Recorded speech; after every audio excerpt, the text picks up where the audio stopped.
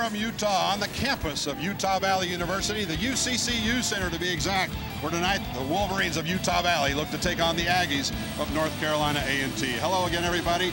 Jim McCullough, Matt Peterson, second game of the season, Matt. Both teams undefeated. Wolverines looking pretty good on Friday night. Yeah, they played a great game. Yeah, we talked about it. It was a top to bottom, all-out total team effort. Every single player who played contributed and played very well. I think Coach Hunsaker was very pleased with the effort. Let's see how, on a short couple days here, how they respond, how they play tonight. And Carolina A&T coming off a very impressive win as well. We'll talk more about that as our game goes on. Let's take a look at some highlights from Friday night, Matt. And I'll let you walk us through this because the Wolverines did not look like a team playing their first game of the year to me. No, they looked in mid-season form. I thought they came out at the start of the second half particularly with a whole lot of energy. They came out, executed their offense. They stretched the game out point-wise with their defense. So offensively, defensively, I thought they played a very good game, especially, as you said, for that first game of the year. And you know they're gonna have to play a lot of the same way that they did a couple nights ago if they're going to beat A&T tonight.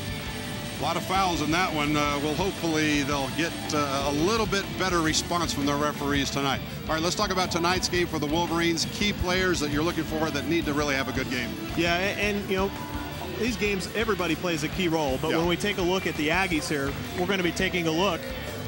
Well, for the Wolverines, excuse me, first, we're going to take a look at Zach Nelson. He played very well. Had a double-double in the first game on Friday night. He is a freshman forward. He had 13 points and 10 rebounds last Friday. Keava Enos played the best game he's ever played, 14 points. He's going to have offensive responsibility in tonight's game. Let's see how he comes back in this game tonight and see how well he does. See if he can put up the same offensive numbers that he did the first game. All right, now I know you're just chomping at the bit to talk about North Carolina A&T's key players, so let's take a look at who they think are the key players. Yeah, and these are the guys that they told us are going to be the key players, not your key players. Yeah, so that's important, obviously. They think highly of these two players. You got the senior guard, Lamont Middleton. He scored 23 points versus UVU last year. And you also have Bruce Beckford, who is a sophomore guard. He averaged 8.2 points per game and 4.5 rebounds per game last season. So as you said, these players were told to us who their key players are from the other team, and so we've got to, because the name you don't see on there. Yeah, because the name that you don't see on there played a couple games ago, had 30 points. Rashad Pack. He played a wonderful game. So we'll see how those two players play, as well as Rashad Pack with his 30 points. Yeah, 30 points, and he's a transfer from Florida International. He tore it up on their away trip, their international trip to the Dominican Republic. So he's only got one game for North Carolina A&T. Let's talk about the keys to the game, though, tonight, Matt. If the Wolverines are going to win this one, what do you think? Yeah, I think, first of all, they're going to have to contain Middleton and Pack. Those are going to be the offensive players. So let's see who gets matched up on those two players early on. Probably throughout the game, you'll see numerous defenders guarding each player. They've got to be balanced offensively. They did an incredible job of that on Friday night. They've got to continue that. They can't just rely on one or two players to carry the load offensively, and they have to focus on the task at hand. No better way to start your season before you go out on several road games than to get 2 straight wins at home. It will be vital for the Wolverines to focus on this game tonight. North Carolina A&T and the Wolverines of Utah Valley coming your way. We'll take a break. Back with more of your Costa Vida pregame show. Starting lineups and your opening tip coming up next here from Orem, Utah.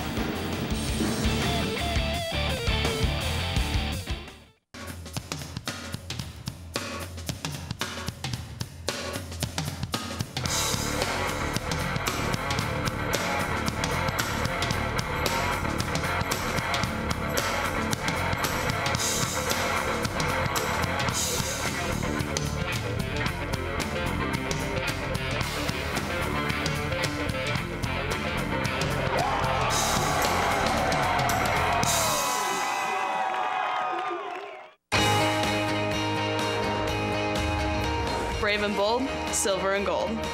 We're on a mission. Aggie up. Bronx Country just got a whole lot bigger. Mighty Wolverines of UVU. Join the herd. Lopes up. Bold moves, big season, grew up. We are the new gold standard. We will be champions.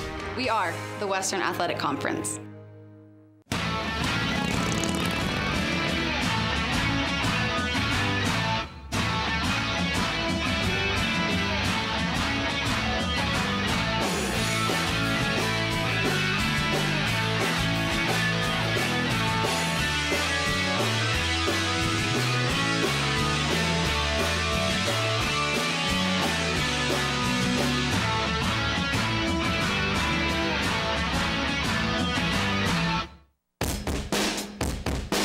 hate math.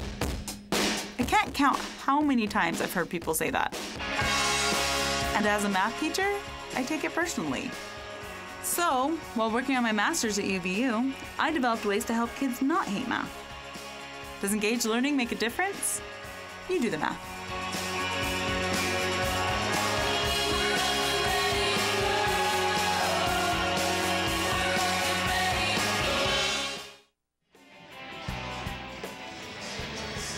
Welcome back to your Costa Vida pregame show. Utah Valley, North Carolina A&T getting set to go at it.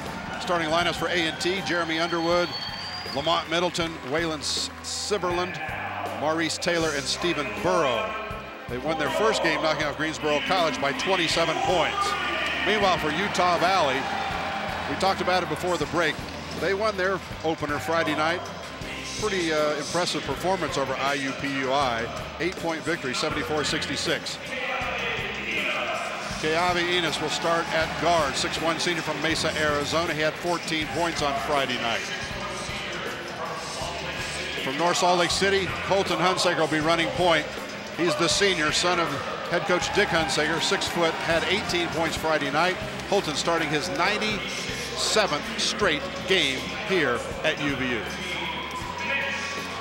Mitch Bruneeladded, 6'5" forward, junior transfer from Idaho State, had 5 points and a big headache on Friday night. We'll talk more about that in a little bit. There's Zach Nelson, 6'7" freshman, redshirt freshman from Yuba City, California, double-double, 13 points, 10 rebounds Friday. And Big Ben Air, going to start at center, 6'9". He's a senior from Bountiful, Utah. Preseason, all WAC. Had 10 points Friday night, sat out most of the first half due to foul trouble. And Matt Peterson, I don't know about you, but the first games I saw Friday and Saturday and across the country, the officials were calling a lot more fouls this year than they were last year. Yeah, we noticed that against IUPUI. We noticed there was a specific point in the first half, I think you mentioned it, that the game kind of turned where a lot more fouls were being called, and it was called like that the entire rest of the game. The Wolverines, the Jaguars from IUPUI were in the bonus with 13.5 minutes to go left in that game. And so I think you're right. And let's see how this game, totally new officiating crew, let's see how they started off, if they're going to call it as close as it was on Friday night. Now, it's interesting. We talked about it before the break. Carolina A&T told us that Bruce Beckford was one of their key players. He's not starting. Rashad Pack, who had 30 points, we thought was a key player. He's not starting. Yeah, so, interesting what they're doing. Yeah. You don't really know. Maybe they're trying to bring those guys off of the bench to provide something.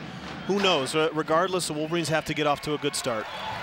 Wolverines control the opening tip. We're underway here. Second game of the season for both these squads. Utah Valley University, North Carolina A&T, and as soon as action gets underway, there is a foul called, defensive foul. That's going to go against Maurice Taylor of A&T. Yeah, Holton Hunsaker running kind of like a cross action up top. Didn't quite see what happened, but he ended up on the ground, maybe a tripping, or defender tried to knock him off his route a little bit. Keavi trapped in the corner, forced to call a timeout. So with just 14 seconds gone in this one, UVU found themselves in a little hole there, and I'm sure Coach Dick Hunsaker is going to have a few choice words to his team during that timeout, saying, "What are we doing?" Yeah, that's about the worst spot that you can get the ball on an inbounds play underneath, is right in the corner, an easy trapping opportunity. So Wolverines on this next possession, get that ball in, get it away from the corner, so you don't have to burn another timeout. Keavi Enos, one of 4 seniors on this Utah Valley University team. Started a handful of games throughout his career, but looks like he might be locked into a starting position this season at shooting guard. Yeah, and in A&T here, the Aggies are going, it's what they did on the last out of bounds 2-3 zone. So that enabled them to get that trap. Let's see what happens out of the zone. They go quickly into a man-to-man defense. Zach Nelson wearing that face mask to protect a broken nose. I'm sure we'll have some close-ups of him before the night's over. Hunsaker misses. Ben Aird can't get the tip to go down. A&T basketball. Yeah, really nice possession there. Holton Hunsaker coming off of a single screen that was set by Zach Nelson. He curled right around on the screen and was right in the middle of the paint. Nice shot up and didn't get it to fall, but another good sign that we saw on Friday night. A lot of activity early on the offensive glass. Ben Aird with the tip there. That's Burrow way outside with it, just looking for help. Cycle it back over to Underwood. 15 on the shot clock. Minute deep here, no score.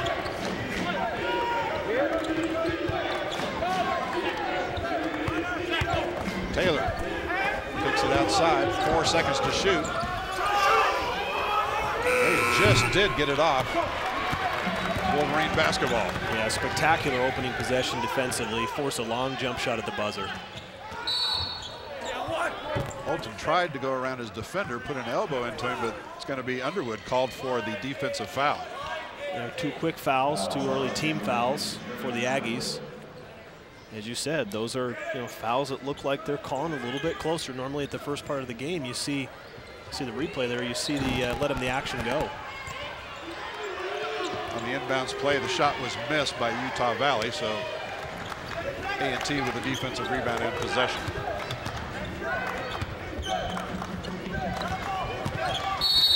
Well, another whistle. All right, we've had 3 whistles and 0 points so far in the first minute and a half of this game. Yeah, they've all been pretty ticky-tack fouls. You'll see the replay here of Holton chasing, coming around the screen. Pretty tough call there. A scramble on the inbounds play. It will be A&T basketball.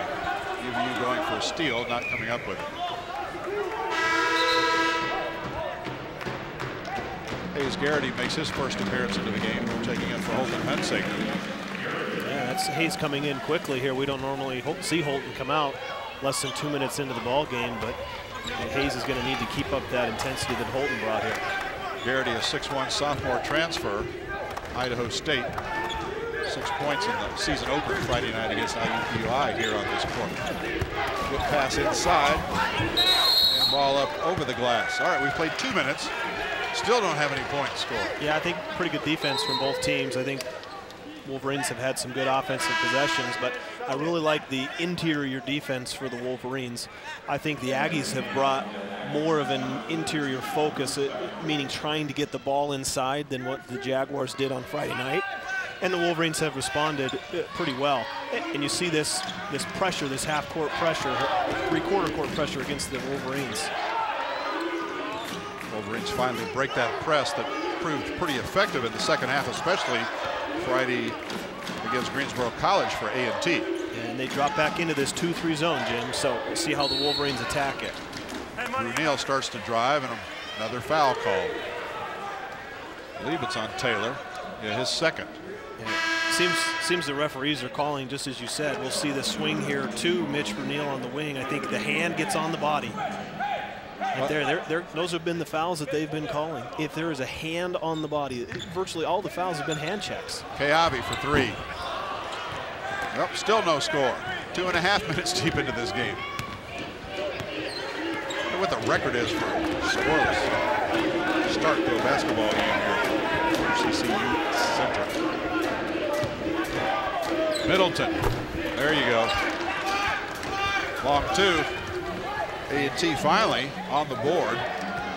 And once again, a 1-3-1 pressure, probably looking to trap in certain situations, and they force a turnover from the Wolverines. So, wow, not a good start to handling that pressure. You have 10 seconds in the backcourt. Take your time, get to the open spots on the court, and it should be easy to move that ball up the court. But the Wolverines struggled with that particular possession. Garrity out, Holton Hunsaker back in, as is Taylor Brown. First appearance for Taylor, one of 4 seniors on this team, so all 4 seniors now have seen action. 2-0 A&T. Bump inside. It's going to be a defensive foul.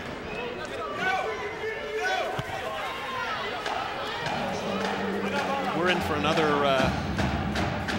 early session of foul shots here, as that call was fouled, a blocking foul, I believe, on Mitch Bruneeladded.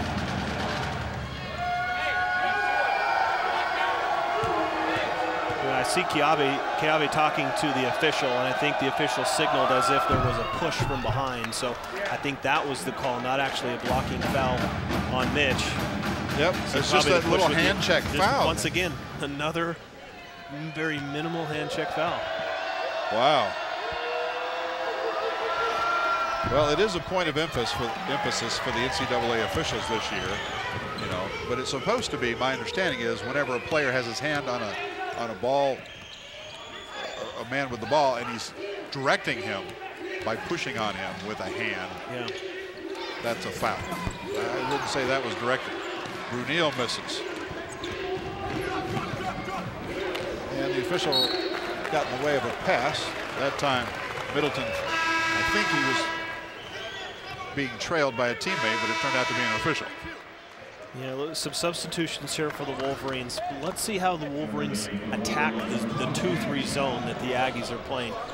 The way that you do this is you've got to attack the gaps in the zone with a lot of drives, flashes to the open spots in the zone. You can't let that ball move to one spot and stay in one spot. That ball's got to constantly be moving as the players constantly have to be moving, not just let that ball pass around the perimeter.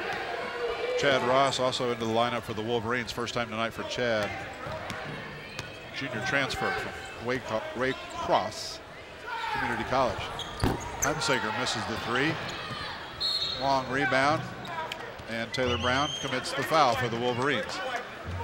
All right, this is the third team foul for the Wolverines. A&T's been called for 3, and we've played what? Not quite 4 minutes of this game. 6 fouls in 4 minutes. Well, and to me, the story so far has been the Wolverines obviously 0 for 6 from the field, but not able to get that ball inside. They're 0 for 4 from the three-point line. That zone is pushing them out. They're taking those long three-point shots. They've been great looks. They just haven't been able to make them. Normally, you see the Wolverines get some early baskets inside. A&T, meanwhile, 1 of 4 from the floor. Make it 1 of 5. They got the offensive rebound that time. Underwood can't get it down. Garrity with defensive rebound.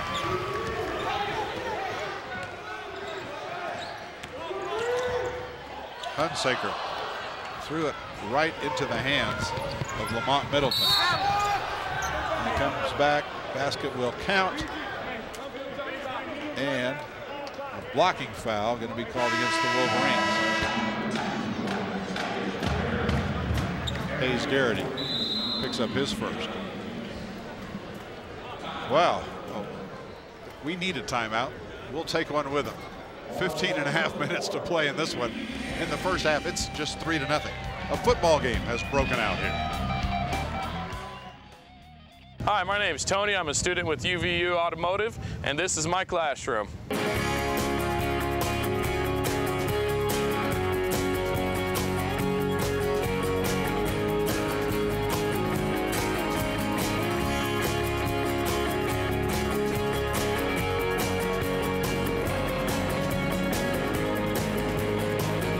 UVU, you can graduate with a diploma and a resume.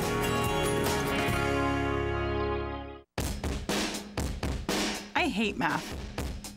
I can't count how many times I've heard people say that. And as a math teacher, I take it personally. So, while working on my master's at UVU, I developed ways to help kids not hate math. Does engaged learning make a difference? You do the math.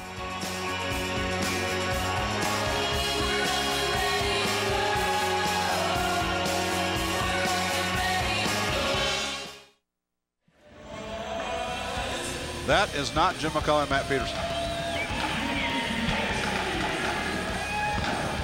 I don't know, I think we're waiting for something to happen there, but evidently it's just like the basketball game. Nothing's happening.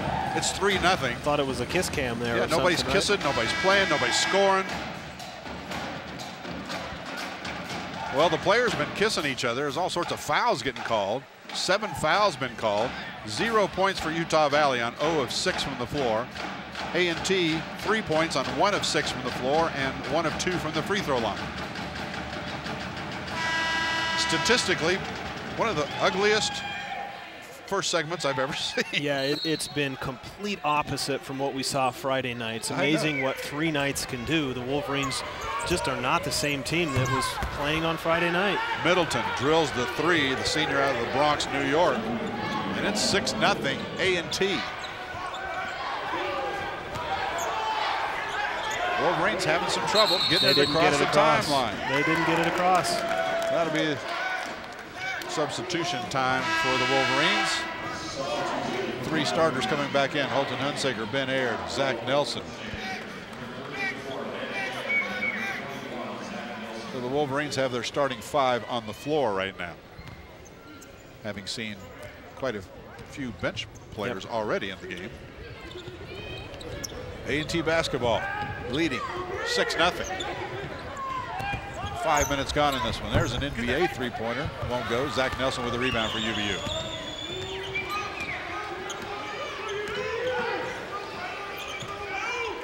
Six-seven freshman did a nice job bringing the ball up court. Kayabi, finally, UVU on the board. Nice shot there from Kiavi. The Aggies were not in their zone like they had been, and Kiavi found himself without a man guarding him, just flashed to the free throw line and knocks down the much-needed jump shot. See if the Wolverines can get this rebound, pick up their tempo a little bit, get into their offense that they're used to.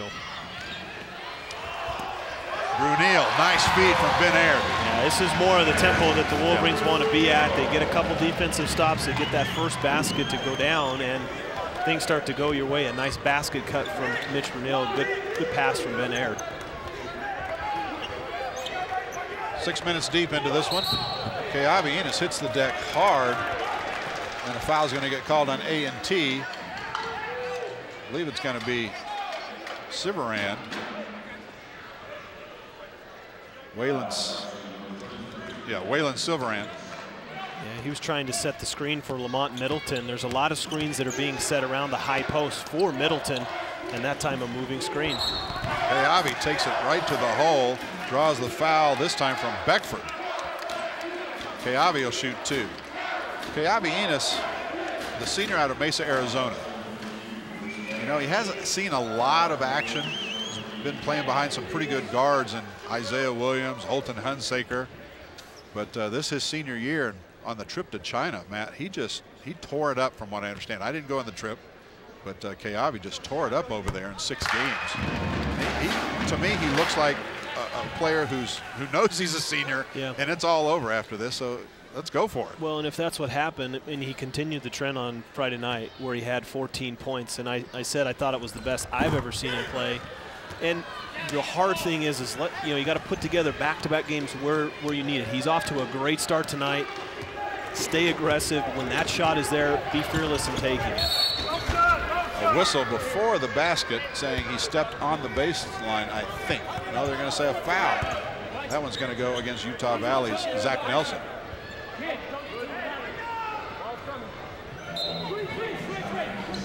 My goodness. 5th foul against UVU.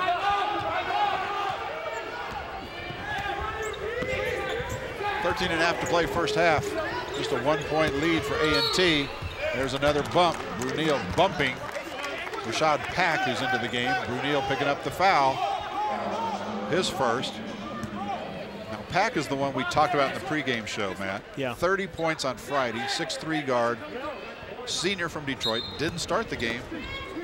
You speculated that he's like a secret weapon coming off the bench or something. I don't know. I don't know why else you wouldn't. Hunsaker with the steal, and the layup blocked out of bounds. That time by Sivaran, or excuse me, by Beckford. Yeah, nice job of getting back there from Beckford. Good job of taking this ball. You see Holton, I think he knew he had the defender coming down, tried to shield the ball. Didn't quite work out. A nice block, but Wolverines retained possession. Ben Aird gets his first 2 of the night, and the Wolverines finally take the lead. Just over 13 minutes to play, first half. Yeah, and that's something that I thought we were going to see a little bit sooner in the game. Ben only played, I believe, 6 minutes on Friday night. First half. Didn't have an impact to start off. I thought he would come out really aggressive. That's a great way to get it started right there. He's going to have to play big for the Wolverines inside. 7 straight points from Utah Valley. 7-6. Big Ben fights for the rebound underneath. Now blocks the shot as Middleton went up with it. And Bruneeladded tracks down the loose ball. UVU starting to play with a little more zip. Ben Aird, my goodness, what a touch for a big man. Yeah, very nice shot. And I like the composure there, because the tendency is to just try and take that ball all the way to the basket. But it seemed like at the last minute he saw Pack, the defender, standing right there, stopped his momentum, shot up over the top. That's a 9-0 run for Utah Valley right now. Hunsaker spins inside. Nice move. 11 straight points. Yeah, that's great. I mean, any team will have momentum and can score when they get out and they get in transition, whether it be off of a turnover like they had the possession before, or that one, a long shot, missed opportunity. You get out and run, and you can convert, and the Wolverines have done just that. Middleton has all 6 points for A&T. None of his teammates until now could get anything going. There's Rashad Pack with his first 2. Yeah, that was a nice shot. I think Mitch Bruneeladded is going to be the matchup for Rashad Pack most of the night, because Mitch is a long, tall defender, and that time just a nice shot. You see the Aggies going back now into their zone. They tend to do that after a made field goal. Maybe they do the pressure and fall back into the zone, but typically off of a made basket is when they go into the zone defense. Zach Nelson will take a long shot outside. A&T with a rebound.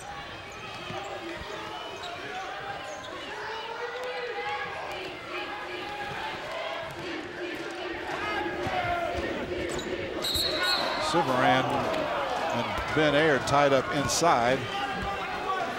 Foul's going to get called against one of them, and it's going to be Ben Aird of UVU. His first, team's 7th.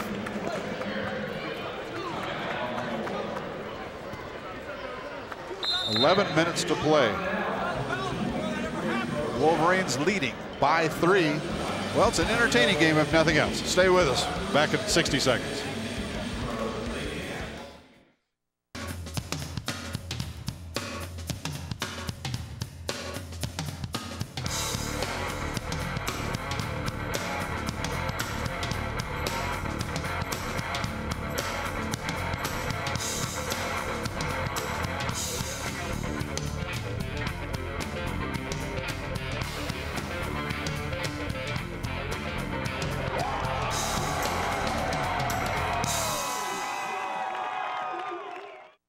I'm Sylvia Bentley, an anthropology student at UVU studying ancient Peru, and this is my classroom.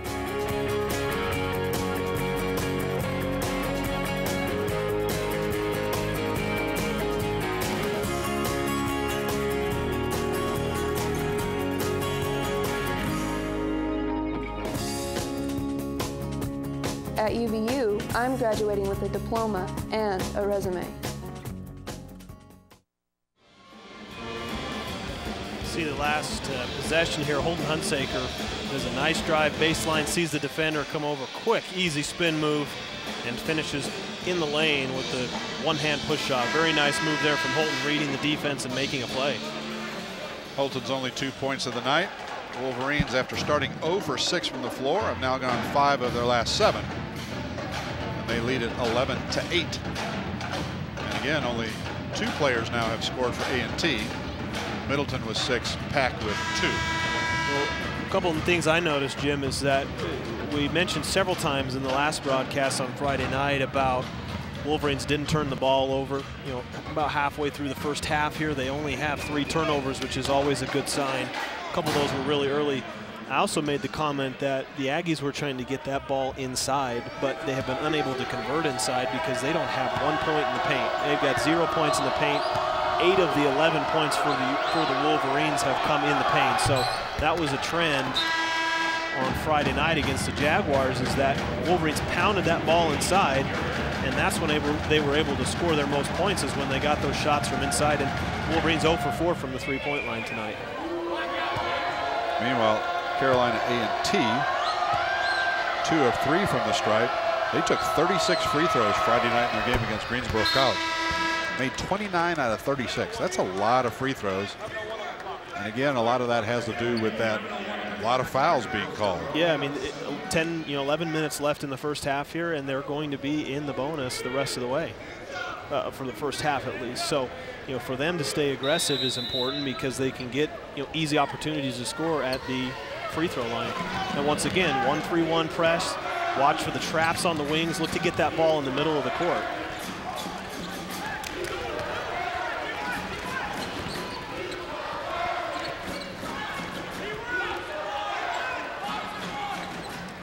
Garrity in the corner. He'll take a three. Bottom.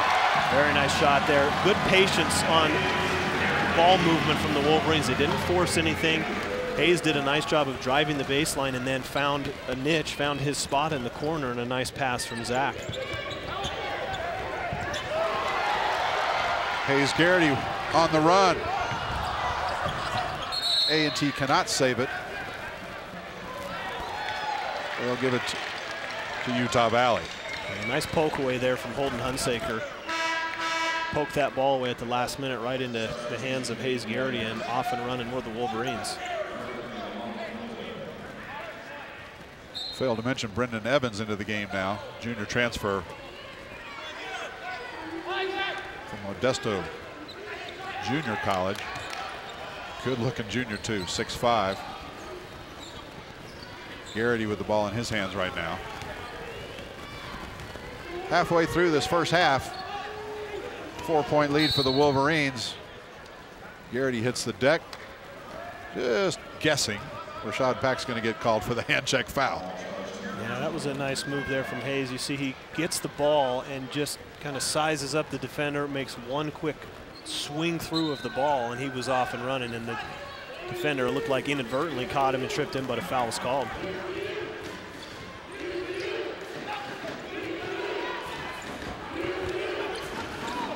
Bruneeladded, nice little runner. Yeah, I think we're going to see a lot of that throughout the season from Mitch. I think that's his game. He's shown that he could shoot the outside three, but you know, getting that ball with his length in the paint and converting on those shots, I think is his strength, at least one of them. Rashad Pack showing some strength himself, driving down the lane. Wolverine lead is again 4.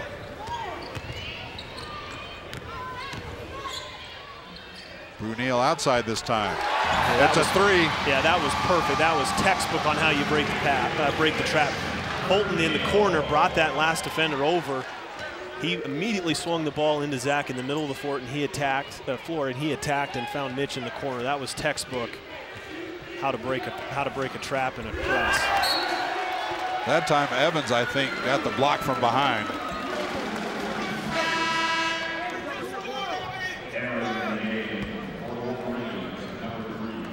Look clean. Yeah, really nice block there. Brendan Evans just sizing up the ball. Great block. Coaching staff very high on this Brendan Evans. Players hitting the deck all over the place, but no fouls called. Driving shot will go down. Tell you what, Rashad Pack coming off the bench is really a spark for these guys. Yeah, I think those players that went down like you were talking about, I think there was an inadvertent switch here. I think Mitch Bruneeladded was supposed to be guarding Rashad Pack, but because players fell down, they had to switch, and you get Brandon Evans guarding Pack there, and saw the opportunity and drove. I'm not sure if that was the defensive matchup that they were really going for. It just kind of happened to be that way. Brandon Evans' first foul, team's 8th, puts Pack at the line. This is the end of the old-fashioned three-point play. 19-14, Wolverines by 5, 8:45 to play, first half.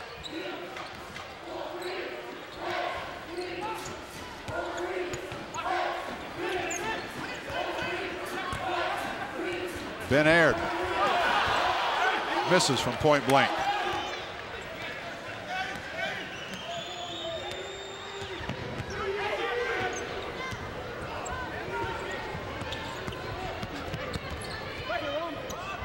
Jumper. A&T airball that one. Hunsaker on the run back the other way. Shot blocked out of bounds by Beckford.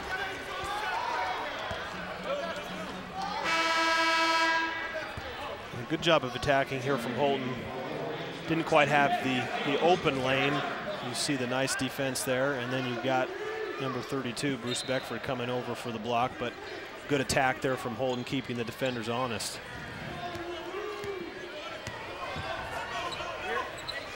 Hayes Garrity into the game for Holton right now. Zach Nelson goes up, gets tied up with Jerome Simmons. Zach Nelson's going to get 2 shots out of that deal. Yeah, watch this flash. So we didn't see the action, but he came from the weak side, came from the other block, and against that zone, that's what the opposite big man is supposed to be doing, flashing to the free throw line. He flashed, held his ground, knew that if he got that ball, he was going to have an opportunity either to take it to the basket or a shot or a dump off to Ben, and that time he went to the basket. So there's gaps, there's room, there's space against that zone, and when you can get the big guys flashing to those open spaces, it just completely collapses the defense and opportunities come. Zach converts on 1 of 2 free throws. Wolverines hit 25 of 28 themselves on Friday night. So it's a 6-point lead for Utah Valley. A&T, if you joined us late, scored the first 6 points of the game. Then the Wolverines ran off 11 straight. Teams are playing pretty even since then. Middleton forces it back up and in. Yeah, he gets his own rebound there, puts it back up and in. Tough to rebound that. Tough to rebound a weak side shot like that. Kayabi with the runner gets it to go. Yeah, and you see how a long diagonal pass, which works a lot of times too against the zone, can just break it down, because Kayabi got that ball, a couple dribbles, he's in the middle of the court, and again, a tough finish. Hayes Garrity trying to contain Underwood. And it won't surprise anybody that a whistle would blow and Hayes Garrity would be called for a foul. I see the replay there. I mean, I don't know what he did wrong. I don't know where there was a foul there. There's a little body contact, but nevertheless, a foul was called. Timeout on the floor. 7:12 to play, first half. Wolverines by 6.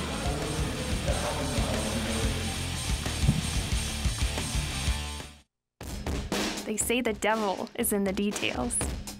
And in here, there are a lot of details. Flavor, color, texture, temperature, presentation.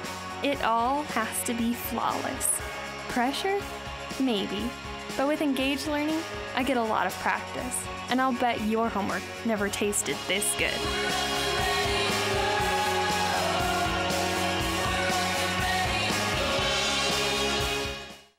Come join the student section and cheer for the Mighty Wolverines. Mighty Athletic Wolverine League sports passes are now available. Your mall pass gets you tickets to every NCAA home game, free food at the tailgate parties, prizes at the games, and lots of new friends. Get more information on their Facebook page or by calling Campus Connection at 801-863-8797. Go UVU!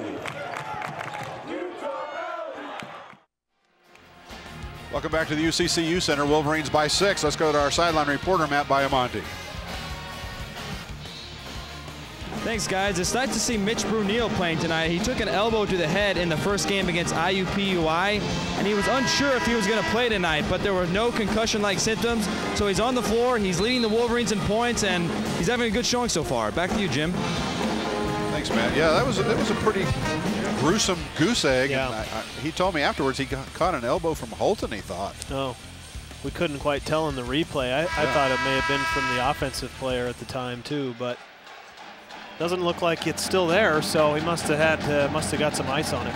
Well, his wife Kylie was taking care of him. That's good. Immediately after the game. You know, one thing I've noticed here, Jim, is that the Wolverines have 7 assists so far in the game. So we get the missed free throw. 4 of those have come from Zach Nelson. And a foul on the rebound against Bruce Beckford, Carolina A&T. Beckford, his second. Yeah, just to finish off that thought. So, you know, we saw in the last play where Zach got that ball at the high post and took it to the basket for the opportunity. You know, he's been in certain situations, he's got the ball, he's distributing it very nicely, and when it's there, taking it. So you can see with his 4 assists of the team's 7 that, you know, he has the ability to pass the ball. Now, I know the people that might be tuned in from Carolina A&T probably thinking, what in the world, all the fouls are going against us. 8 fouls called against North Carolina A&T thus far, 9 against Utah Valley. So at least they're calling it evenly. They're just calling everything. It really must be. I mean, a point of emphasis for sure that, wow, you know, a lot of these hand checks, you know, no touching pretty much, you know, whether it be hand, body. You've got to be very careful not to commit a foul. Not to breathe on someone. Yeah. Ennis with an offensive rebound.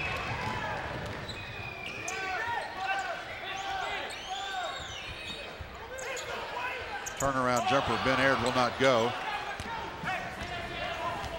It was a good duck in or a good step in there. He saw the opportunity, got off a great looking shot, just not able to drop. But nice action from him stepping into the paint. Wolverines with 45% shooting. Carolina A&T 30% shooting. Middleton driving in. Chad Ross got the block at the end, but somebody, I think, got the reach-in foul first. Keavi Enos. Really?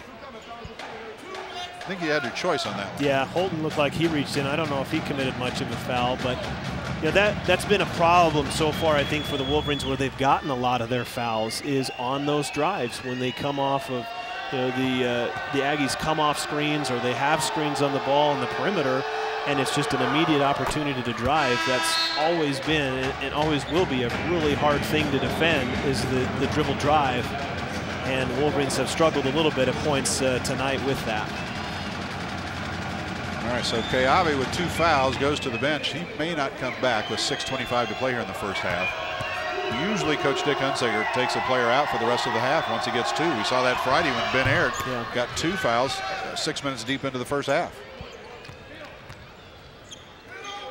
24-18, 6-point lead for the Wolverines. The biggest has been 8. Wonderful play. That was a tremendous finish on the dunk there from Chad Ross. That's exactly how you break the pressure and get the ball up the sideline. Chad Ross wide open for the slam and a monster dunk. Chad Ross, 6'7", junior transfer.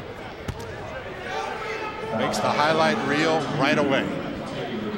Highlight reel is an understatement. What a finish. Taylor Brown with a foul. 11th foul called against UVU. 19th foul total in this game. Well, if every NCAA basketball game this season is going to be a free throw shooting contest, I think the rules committee might have to change it back next year. The fans will demand it. You know, it kind of takes away from physicality, right? Yeah. And physicality, basketball is Coach Hunsaker used to always say, basketball is a contact sport. It absolutely is. You know, there is contact, it's physical. I think they're kind of trying to take away from that a little bit, if that's the intent of calling all of the fouls. But you know, you've got to play a clean game to keep other teams off of the free throw line, and we've seen the Wolverines not be able to do that so far.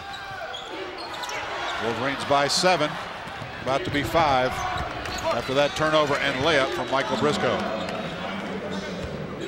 Yeah, that was too far of a cross-court pass. The idea was there from Chad Ross, just a little bit late on the pass. 4 turnovers for each team. Hunsaker drives in and figures he's asking for goaltending. Foul's going to go against Briscoe. What do you think, Matt? Let's take a look. I didn't think it was.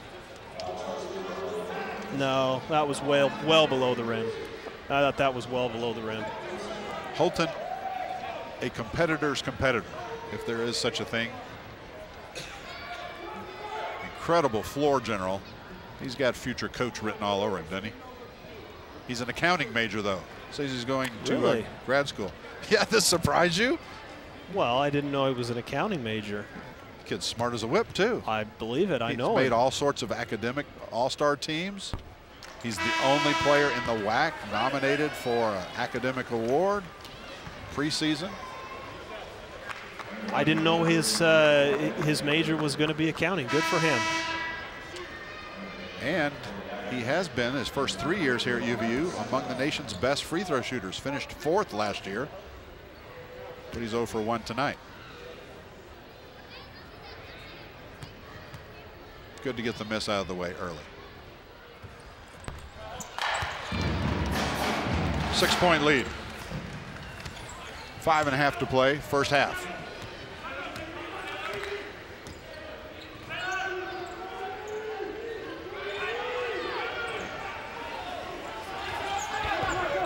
A&T, long jumper outside, that's Underwood. Back up and in by Simmons. Yeah, it's tough on those long jump shots. You get long rebounds, and the Wolverines slightly out of position defensively on the boards there, and great offensive rebound there from Simmons. Chad Ross has it stripped away by Simmons. It'll be UVU basketball underneath their glass. Mitch Bruneeladded checks in for Ross. Yeah, Jed's had a couple opportunities. I like when he got that ball, he went immediately to the basket. Whoa. Clearly off of the Aggies, but nice job. He gets that ball in the short corner, make a quick move like that, and you're going to provide yourself with some opportunities. Whoa, volleyball spike rejection from Holton's driving layup attempt. Yeah, I think the Aggies have some athletes inside. You're going to see Holton with a nice drive here, but get the defender coming over to swat that ball away. A lot of weak side help, weak side blocks have been in this game from the Aggies. Wolverines need to be aware of that. It was a clean block from Siverland. Man, of course, this time Siverand commits the foul. Goodness gracious. Yeah, I think Zach provides some mismatches up top because we've seen so far early in his career, one game in, that he has the ability to handle the basketball. He's brought it up in certain situations against the Jaguars the other night, and we've seen him bring the ball up or handle the ball in certain situations. So if he can get that ball in space at the top of the key like that, he's going to have a big on him. And just like that, on that last possession, try and drive your man, draw contact just as he did. Siverand's second personal. He's one of 4 A&T players with 2 fouls each. Wolverines have 3 players with 2 each. 5-point lead for the Wolverines. 4.5 to play first half. A&T's last lead was at the 13:50 mark. That time, Simmons gets it up and over. Yeah, another instance there of a dribble drive giving the Wolverines a hard time. That ball gets in the middle of the paint. There's the drop down inside. Tough to defend. Holton lost the handle temporarily. Bruneeladded open. Long jumper won't go. UVU basketball. Yeah, the Aggies are looking to, I think, try and take the ball out of Holton's hand, or at least put a lot of pressure on him, because that time he was well away from the three-point line, near the sideline, and they were trapping him. A nice job of getting that ball out of the trap and finding Mitch in the corner.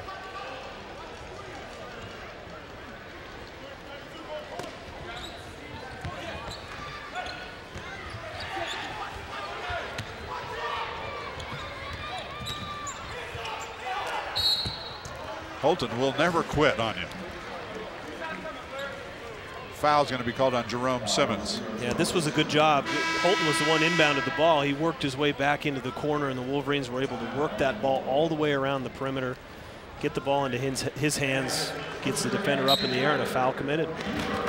3:52 to play here, first half. Wolverines out in front by 3. 28-25 the score.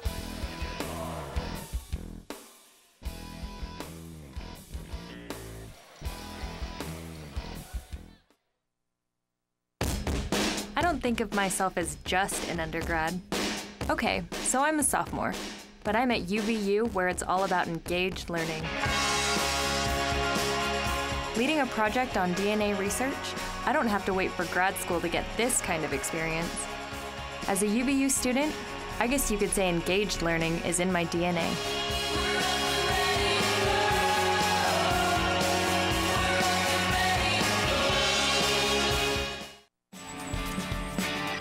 Bus pass, $5. UVU t-shirt so you can impress the ladies, $25. iPod Nano, $120. A degree from UVU so you can afford your own car someday. Priceless. For everything else, there's student loans.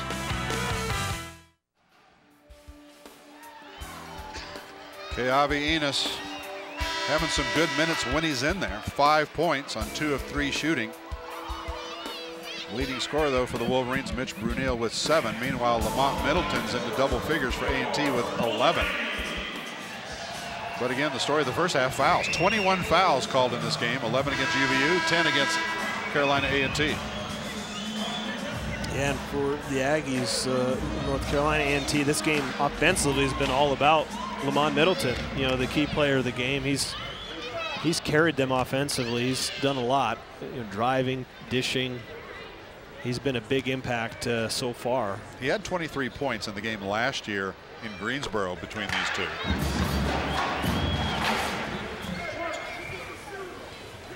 I think you and I talking about it, we're kind of waiting to see maybe a little bit more from Rashad Pack. You know, he's got 6 points up to this point.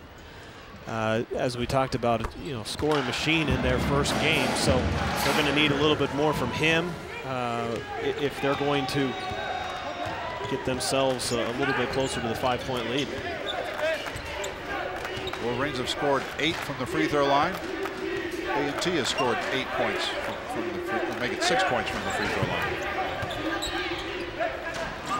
Jumper outside, Bruneeladded got a finger on it. A&T controls it though. Middleton fights for it, gets it to go. Yeah, once again, there's Middleton. He came off of the screen, dished it out to the 3-point line. He comes down with the rebound and the putback. So a spectacular effort from Lamont Middleton on that play. And suddenly it's a 3-point game.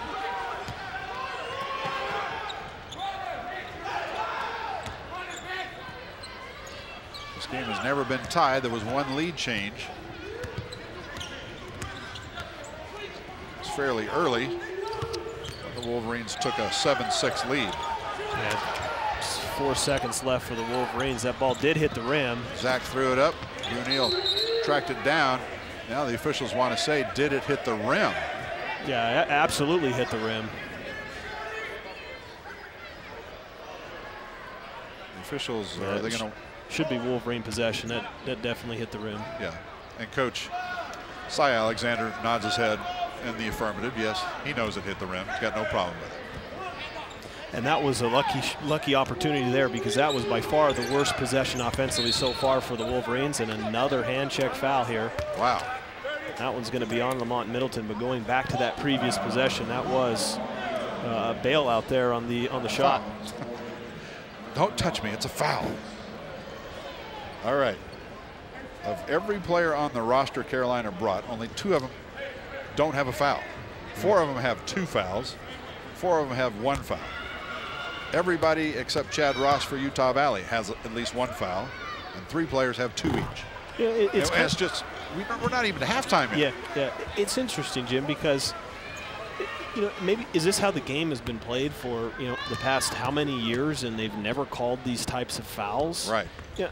I mean, if it's been a point, if it's now a point of emphasis, what has it been before? Have they been letting them play? So I mean, who knows what they're trying to do with it, but you can't even put your hand on someone because it's a foul. And I guess according to the principles of the game, that is correct, but it is just being very closely called. Holton Hunsaker threw a body block to keep Underwood from going after the loose ball. They're going to call the foul on Holton. Yeah, and this is one that I like to see. Just let them play. Again, there could be contact. Both players are diving for the ball. I mean, to me, that's not a foul. That's a loose ball, 2 players diving. Let that one go. I mean, really? Good grief. There's just a little bit of contact. Both players are going for it. I mean, Holton, yeah, he definitely made contact, but it was a loose ball. Well, both players made contact. Absolutely. They ran into each other. Don't quite understand that. Underwood gets 1 of 2 to go. It's a 3-point game with 2:18 to play. First half. Hunsaker shaking and baking. Dishes off to Bruneeladded. He's fouled. He'll shoot 2.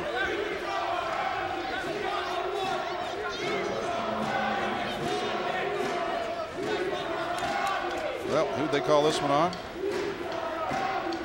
Had the choice here, but I think it's Middleton. No, Briscoe, Michael Briscoe. His second. I guess one positive way to look at it, Jim, is if you're an offensive player, why would you do anything but drive to the basket? Yeah, if they're going to call it this time. If they're going to call everything, why would you do anything but on every single possession try and drive to the basket and draw contact? You see the play here. I mean, that was definitely a foul, but if you're an offensive player and you get that ball and there's any hint that you have an open lane, drive to the basket, because chances are there's going to be a foul called. Bruneeladded connects. You saw a quick shot of Eli Robinson checking in, the freshman out of Provo, redshirt freshman making his first appearance this season. And Wolverines now going to a 2-3 zone.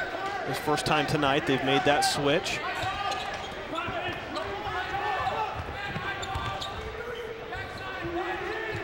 Under 2 minutes to play, and Coach Dick Hunsaker didn't want to have his two guards here, Hunsaker and Garrity, with 2 fouls each out there. Taylor Brown on the fast break stays down. I'm not quite sure what happened, but twisted an ankle. Is that what you saw? Yeah, that's what I saw. His left ankle buckled on him as he started to drive, and he's in extreme pain. Yeah, that was, I wasn't sure if it was an arm initially by his reaction, because he definitely tried to pass that ball off, but that definitely was an ankle injury on the replay. Wow. Taylor Brown, senior out of Draper, Utah, 6'5". Started a lot of games last year. Played Friday night. Did not score, but did a terrific job defensively. That's what he's been known for the last season or so, is his defensive tenacity. And you see him on the ground there. I mean, that doesn't look just like his reaction right now doesn't look like just a normal sprained ankle. I mean, he's in serious pain. I know the Wolverine players are, Coach Hunsaker, you know, and the coaching staff a lot of times will force the players to wear ankle braces or at least get their ankles taped no matter what. So, hopefully, I don't see that he's wearing ankle braces, but hopefully he at least got his ankles taped. And hopefully it's not worse than what it looks like, but he is in some serious pain. Taylor Brown is up. So with him going out, I'm wondering if they probably going to get to choose who's going to shoot those free throws. Taylor Brown being taken to the locker room. Trainer Andrew Nelson will work on him. There you see him disappearing into the tunnel there on the northeast side of this facility. Locker room just around the corner to the right there.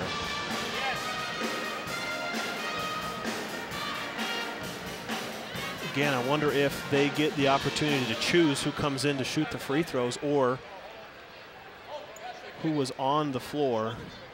Looks like Zach Nelson's going to be the one shooting the free throws, because Taylor would have gone to the line for free throws, but I think A&T gets the opportunity to choose who shoots that. At least that's my understanding of the rule, not 100% sure. Minute 40 till the break. Wolverines by 4 right now.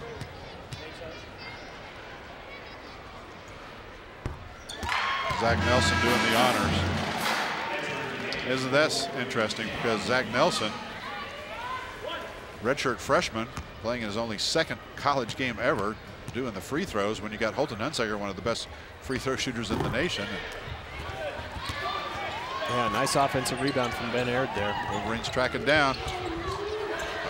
Kayavi misses the three. A&T with possession.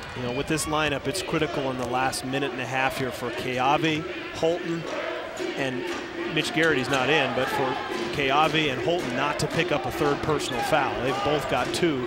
They cannot pick up a foul in this situation.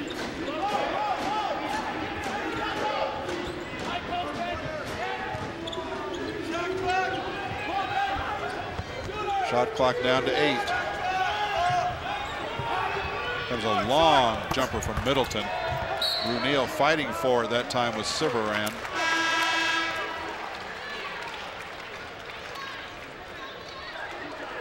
Another foul. Silveran picking up a foul? Goodness gracious. I believe that's going to be his third. Briscoe's got 3. Silveran's going to have 3. Those are the 2 players with 3 for Carolina A&T. Utah Valley has 4 players sitting on 2 fouls each. You know, I find it interesting, and I had a thought. In the NBA, in the pro level, they've come out and openly stated these, certain areas for officiating and for refereeing are going to be points of emphasis, and they must have trickled down in the college game. They're doing that too. But it's just so interesting to me that they're doing it as if they were not points of emphasis before, and why don't they just make all of the rules points of emphasis? It's just like it doesn't make much sense why they're trying to just clean up certain areas of the game. Why don't they just make every single foul a point of emphasis and call it that way? And we don't have situations like this where this first half has just been dominated by fouls. The players can't even play. That's 27 fouls in the first half. You can't even get into any type of a game rhythm. It's just back and forth at the free throw line. It's taken almost an hour to play 20 minutes of basketball. That time A&T bounce pass not able to be controlled by Simmons. Pack thought he found him open. Middleton, rather. Let's see how the Wolverines finish out the half. They're going to obviously play for the last shot here for them. The shot clock going to have a 3-second difference. So key for them, get back in transition on a shot, make or miss. You got to be back in transition because the Aggies are going to try and get that ball and go the length of the court in those 3 seconds.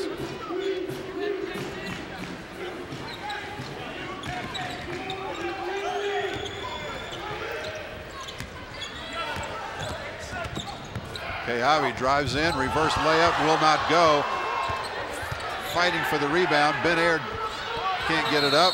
Ball will belong to A&T with 2.5 seconds. Yeah, good effort there. Hard to fault the shot. Kayavi with a tough up and under there. 2.5 seconds left. Got to put pressure, get a little bit pressure up here, but definitely don't commit a foul. Don't give him any cheap points here to end the half. Underwood. And that's how we'll send the teams to the locker rooms, with UVU out in front by 7 thanks to 13 of 20 free throw shooting. A&T 7 of 12. Back with your halftime show after this.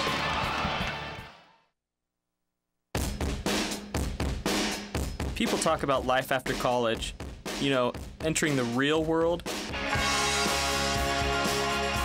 But this is engaged learning. I'm not just reading about it or watching someone else do it. I'm learning by doing. I'm at UVU. I'm in the real world every day.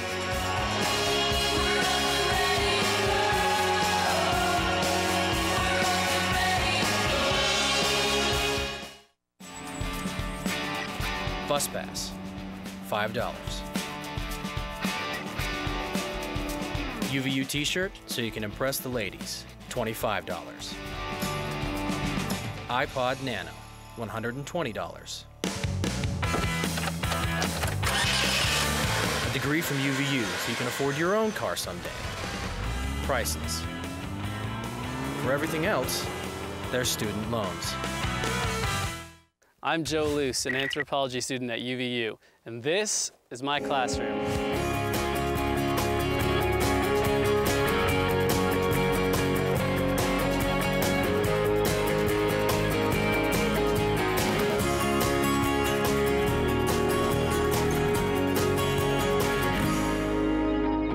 At UVU, I'm sharpening my mind and my skills.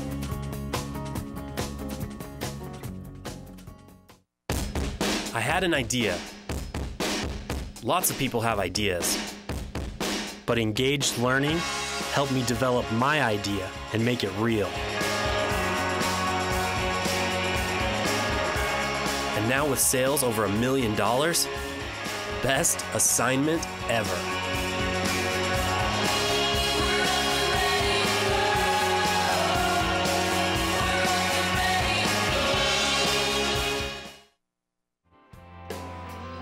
Welcome back to the UCCU Center here in Orem, Utah. Utah Valley with a free throw of 6 advantage over North Carolina A&T. It's 35-28 the score at halftime.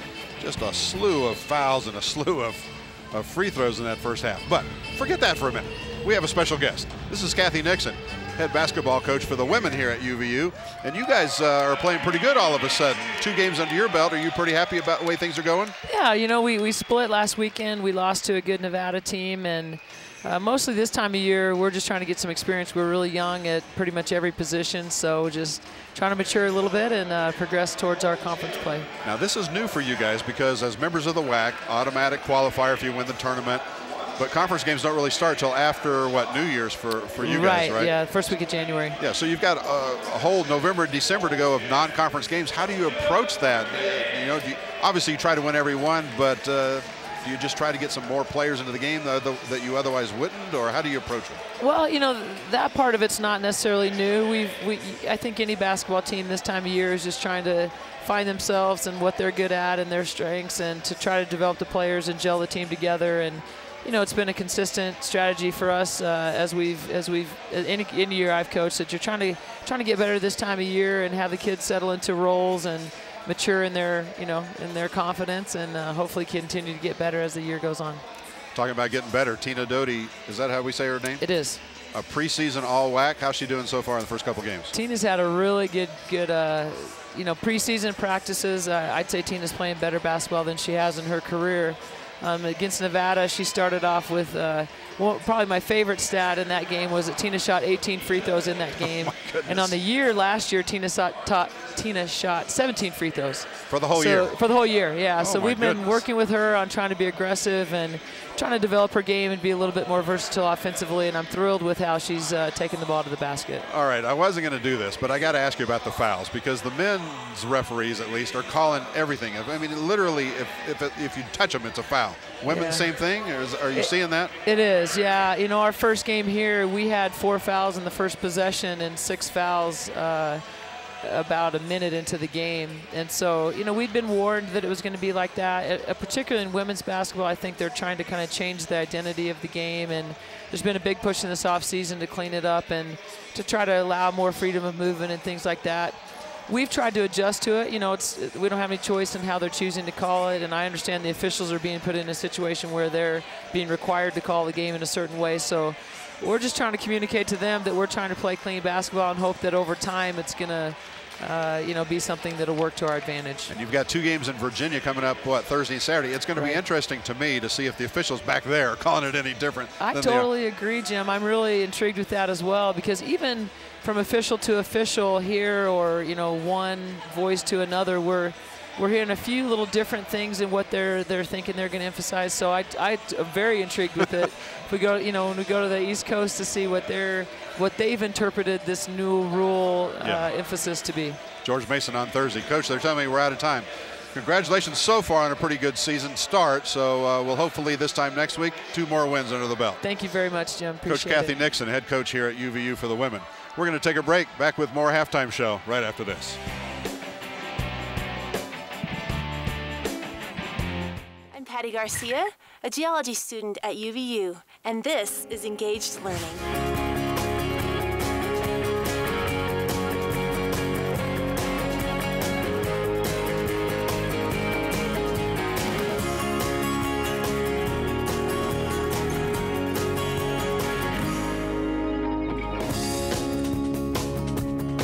At UVU, I'm learning by doing.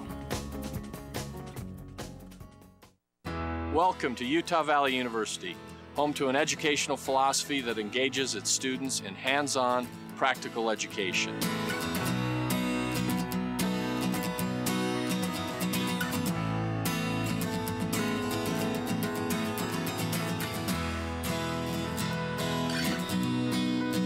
I invite you to learn more about one of Utah's largest, fastest growing, and most dynamic universities.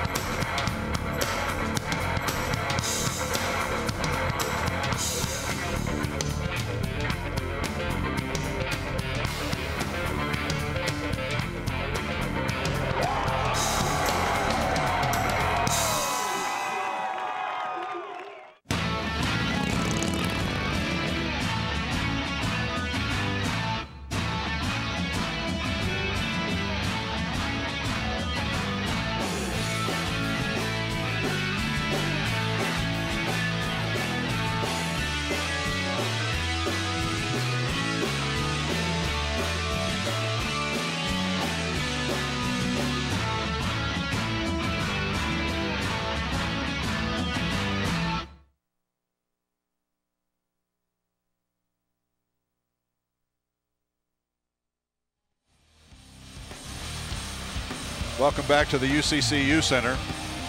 I'm Jim, that's Matt to my right. Had some hot dogs during the break. Grew my hair out. Grew your hair out. I got much younger. Excellent. Utah Valley leading North Carolina A&T 35-28. Hey, let's go to our sideline reporter now, Matt Baiamonte. Thanks, Jim. I was able to catch up with the team's trainer outside the locker room, and he told me that Taylor Brown's evening is done with a mildly sprained ankle. They are unsure if he's going to make the trip to Oklahoma. They will make that decision after the end of the game, but he is out for the remainder of this game. Back to you, Jim. Thanks, Matt. What did they say? A mild sprain? Did you see the replay on the thing, Matt? We're lucky that nothing really mild about that, was there? Oh my goodness, he was in pain, and I think we'll see that on the highlight package coming up in just a second. Wolverines leading this one at halftime, 35-28. Stat sheet, Matt, we've got them in front of us while we're looking at some of the kids in the crowd. In fact, every time you see a kid that's under the age of 5 here in Utah, I'm told there's a 75% chance that his name is Jimmer. Utah Valley 35, Carolina A&T 28. Mitch Bruneeladded in double figures for Utah Valley with 10. He's the leading scorer. Meanwhile, Lamont Middleton with 13. Those are the two players in double figures. Lamont Middleton, obviously, for A&T. Stats jump out at you? Well, statistically, a remarkably close game. I mean, both teams shooting around, Wolverines shooting 37%. Yeah. The Aggies shooting 35%. Both teams have 10 made field goals. A&T with 1 3-point shot, Wolverines with 2. Both teams, hovering around 20 rebounds. I mean, points in the paint, tied at 14. Points off turnovers, tied at 6. Second chance point, 8 for the Aggies, 7 for the Wolverines. So statistically, an amazingly close first half. But what the difference has been is at the foul line. Wolverines 13 of 20, and the Aggies only 7 of 12. So I mean, 6-point spread right there. 6-point spread, and 7-point game here. So it's been incredible. It's been back and forth action. Both teams holding their own. But where it's really come down to me is at the free throw line. I really like one further statistic, or one more statistic. The Wolverines have 4 turnovers. That's a great statistic to have, and they have 8 assists. So you compare that to the Aggies, they have 6 turnovers and only 2 assists. So Wolverines getting it done by passing the ball and not turning the basketball over. Let's take a look at some first half highlights other than free throw shooting. And I'll let Matt, you take over from here. Yeah, we're going to see a lot of highlights from number 30, Lamont Middleton, for the Aggies. He has 13 points in the first half, but you see a lot of action from him driving to the basket. You see him getting his own offensive rebound here. But I think for both teams, a lot of good things offensively. We probably haven't seen the impact that we thought we were going to have from Rashad Pack. He only has, he's got 6 points at the half, but a nice overall offensive.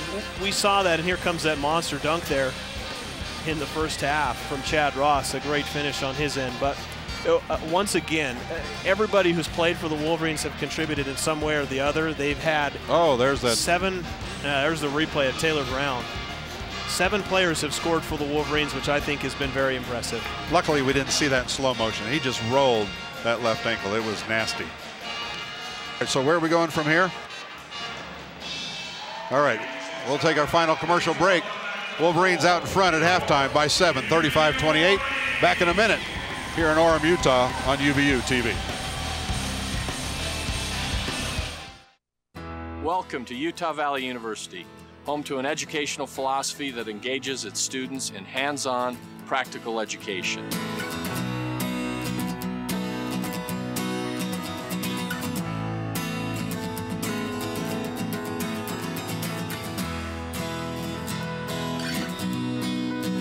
I invite you to learn more about one of Utah's largest, fastest growing, and most dynamic universities.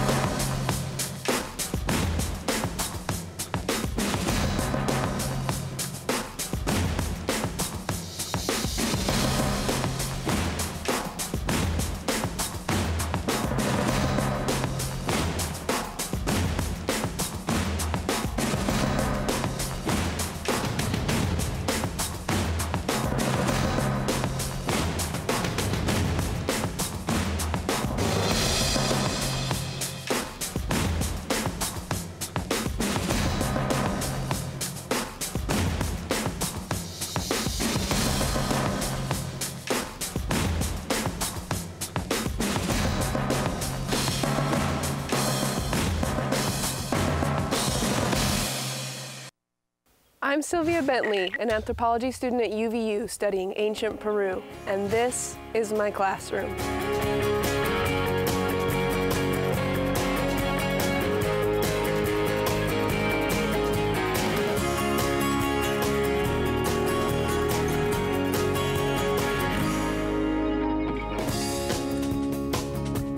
At UVU, I'm graduating with a diploma and a resume.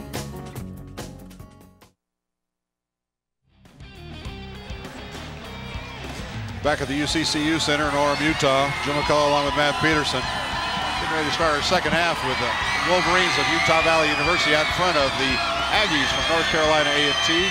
35-28 the score. Matt Biamonte alluded to it that Taylor Brown might not make the trip to Oklahoma tomorrow. And we haven't talked about it much, but the Wolverines have an amazing turnaround, Matt. They've got a 3 a.m. wake-up call.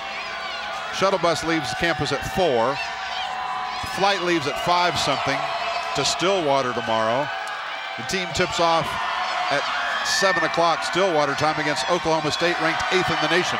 Toughest, or the highest ranked team Utah Valley has ever played, and they're going in there with literally no sleep, no rest, having played a game tonight. Yeah, that'll be, as you said, a tough, quick turnaround, and I'll tell you what is probably the most important thing for them is to win tonight, right? I mean, there's still 20 minutes of basketball left, but you know what will make that trip seem a lot better is if you can get a win tonight, go in 2-0. You mentioned and you alluded to the difficulties that they're going to have, but exactly what they have to have tonight is a win to propel them into that game. But you know, that being said, you know, tough 20 minutes of basketball left here.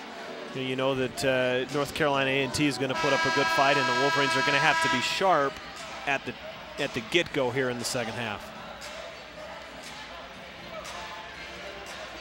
Well, that story in the first half, I hope it doesn't carry them to the second half. Was fouls. Yeah, absolutely. 15 fouls called against A&T, 12 called against Utah Valley. And Jim, you know, we're watching all the action here.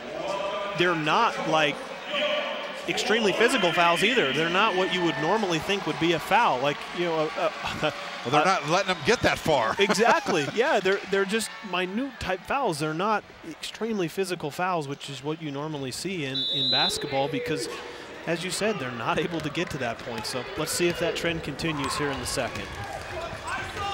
Simmons, Underwood, Pack, Middleton, and Beckford, the starters for A&T. They'll start with possession. Enos, Hunsaker, Bruneeladded, Nelson, and Aird for UVU. Offensive rebound. Finally knocked out of bounds by A&T. Yeah, way to fight there from Ben Aird, but a really nice job of keeping that ball alive inside from Jerome Simmons.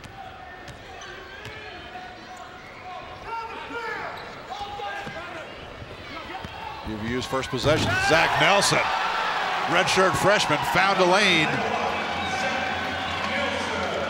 Miscommunication defensively had to be. Zach was wide open, no one within 15 feet of him, but credit him for driving that baseline in a wonderful finish. You know, that's the type of play that you got to have to spark yourself coming out of the half. Pack comes back and hits a 3. So that first half that started almost 2 minutes and 45 seconds, scoreless. Doesn't take either team long to get on the board here in the second half. Yeah, and I like to start, at least energy-wise, focus, you know, what the Wolverines are trying to do. The start of the second half here, a lot better than I like the first half because it seemed to be dragging a little bit in the first few minutes. But, you know, you get the dunk there from Zach. You get the nice three-point shot there from Rashard Pack, but you know, Wolverines come back offensively, get that ball into Zach's hands, and he's able to drive, dump it down into Ben inside. You know, that relationship is going to play out throughout the year, I believe, between those two. You know, you're going to see a lot of action where Zach has the ball at the free throw line. He either shoots, drives, or dishes off to Ben inside. I like how that's shaping up so far. 39-31, Wolverines by 8. Their biggest lead has been 9.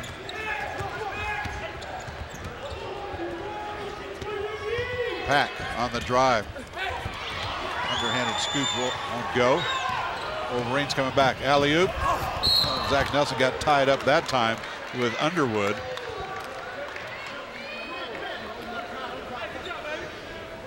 Underwood being called for the foul. Now that time there was some contact. Yeah, there was contact the previous play from Ben Aird as well. One thing I noticed, the first two possessions that the Aggies have had on offense have been for Redshirt Pack, and they've been coming off of screens trying to get him a shot. The first time they ran it, he got the three-pointer and knocked it down. That time a much better job of help defense. Mitch Bruneeladded with the assignment of chasing Redshirt off of those screens. That time he didn't get an open look. So, you know, clearly the Aggies are trying to get him involved early here as a scorer. 10-point lead for the Wolverines, biggest for either team in this game. Minute and a half deep into our second half. Underwood outside for three. Fought for. Simmons comes away with it, dishes off to Beckford. He cannot get the roll, but he'll shoot two. Somebody being called for the foul, Ben Aird. That's going to be foul number 2 on Big Ben. Yeah, you see the replay inside. I think they called Ben with just a little bit of an extension there of that left arm. All of that contact, and the foul was called on the hand being on the back. It wasn't even a push. Yeah, I mentioned. I mean, he could have called somebody else. He could have. I got no problem with a foul being called, just on who. You know, I mentioned the fact that the Aggies have come out and really tried to get Redshirt Pack involved early on. On those shots, though, the Wolverines have not done a good job of blocking out on these first couple possessions. The Aggies have gotten multiple possessions inside. That's how they got the ball now, and they're at the free throw line. So Wolverines have got to do a better job team rebounding. Everybody, including the guards, crash down and get the glass because the Aggies have got some early second chance opportunities. 8 of 14 from the free throw line for A&T. It's not a good trend for them, the way this game has been called thus far. Evans tries to drive and picks up the hand check foul. That one's going to come from Simmons. We'll see the replay here, Jim, but see, that's a foul. I mean, obviously there was some body contact there, but there was, you know, hands to the chest. I think that's what they're really focusing on. So if you're a defender, I mean, really you have no choice. Right. You can't put your hands on them. You have to keep your hands up and you have to use your body. Otherwise, it's going to be an automatic foul when they see a hand on the body. Third foul on Simmons. Hunsaker for three. Bottom. Yeah, that's a great play there. Nice pass there from Hayes Garrity because you get Beckford gambling on the perimeter. He went for the steal, didn't get it, left Holton with a wide open three. That's what happens when you gamble and it doesn't pay off. Speaking of wide open, Underwood brings A&T back to within 10.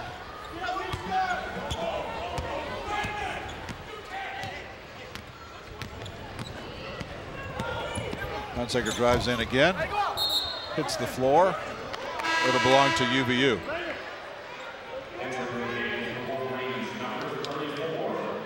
Now, Holton's had several of these drives. Thought a good no call there. I think Holton slipped at the very end.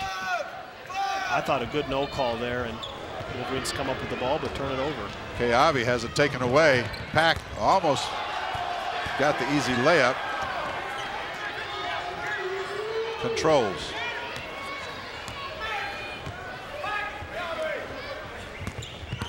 Baseline drive, Beckford. Blocked from behind by Ben. Garrity, reach in foul that time. I think officials looking at each other. Going to give it against Pack of A&T. That was great recovery. That was great recovery defense there from Ben Aird. And a nice job of not fouling. I believe it was number 32, Bruce Beckford, that drove baseline. Late rotation defensively, but Ben with the recovery block, and the Wolverines were off and running. 4 players now for A&T with 3 fouls each. Pack, Severin, Simmons, Briscoe. Nobody for UVU with 3 yet. 16.5 to play. Wolverines by 10. Hunsaker. A&T basketball. Holton 2 of 10 from the floor tonight. Wolverines shooting 38%. Meanwhile, A&T shooting 34%.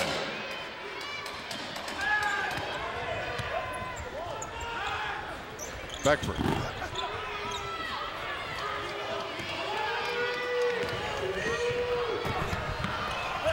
Zach Nelson, nice court awareness. Yeah, nice pass ahead. Wasn't the best pass from Kiabe. Zach had to gather that ball quickly before he went out of bounds. And, you know, nice job of Ben trailing and getting the layup. We'll see if they'll give him the basket. Yeah, they will. Foul's going to go against. Well, they called it. I thought they said 44, but 44 is not out there. Instead, it's 34. That's Ben Aird. It's foul number 3 on him. To the young ones, the small ones, the ones they had planned on leaving in their shadow. I know your determination, your heart, the need you have to prove something, the sweat, the miles, the hours that stretch into days, and nights, and years. I know because I've been there. And now is ours. The earth and the sky are ours. And this is where you belong. Join us. We're waiting for you. And so are they.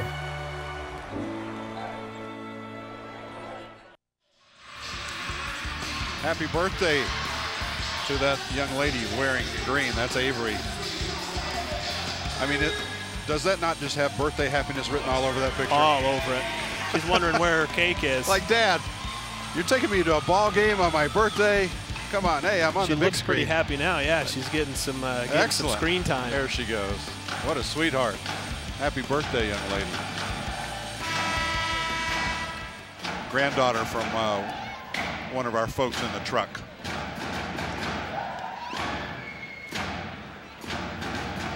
(46-36), Wolverines by 10. Underwood at the free throw line. Ben Aird's third foul. He will stay out there. First Wolverine with 3. 1-and-1, missed. Zach Nelson with a rebound. That face mask comes off. Zach playing with a broken nose, had surgery on it on Thursday. He has the basketball in his hand.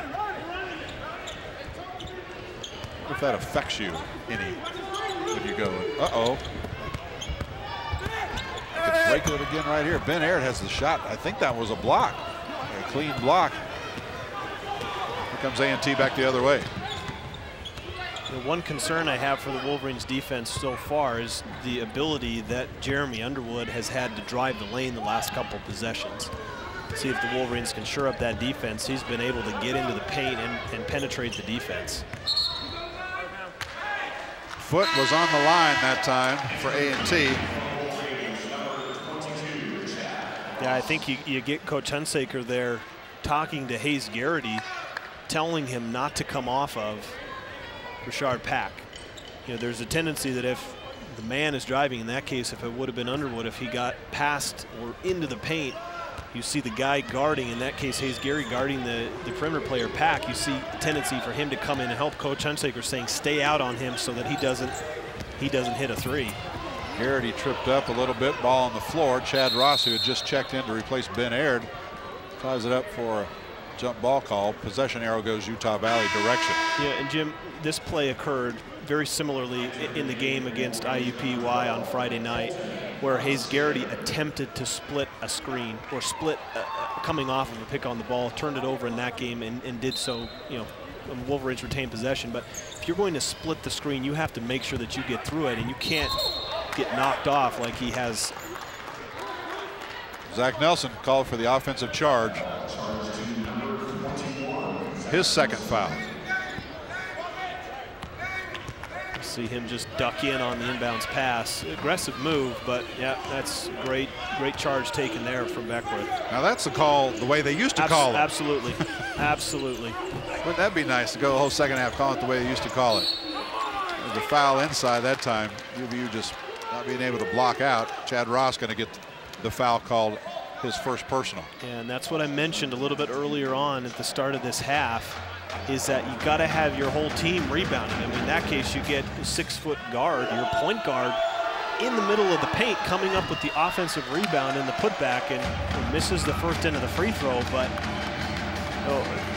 the Aggies have crashed the glass offensively, and it comes from everybody, as evidenced by that last play. So total team effort rebounding the ball is needed for UVU.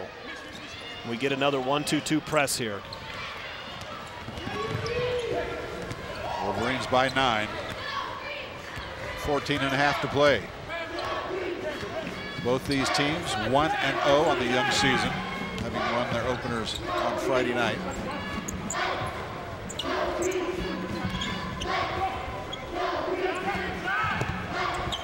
Inside for Chad Ross. Has it slapped out of his hands on the turnaround.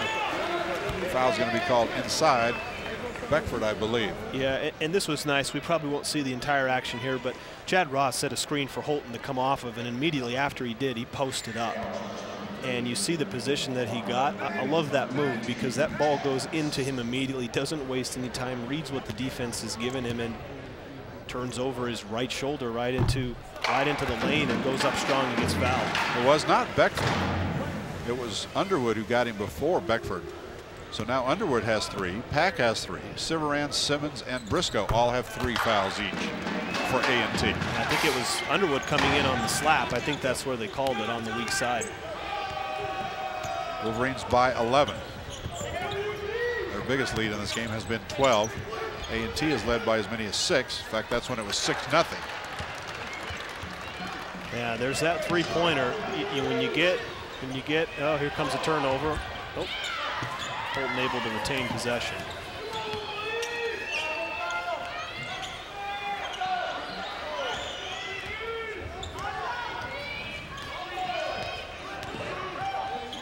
Hunsaker trying to draw some contact and get that foul call the way it was first half, but no, instead it's going to be Middleton picking up his second personal.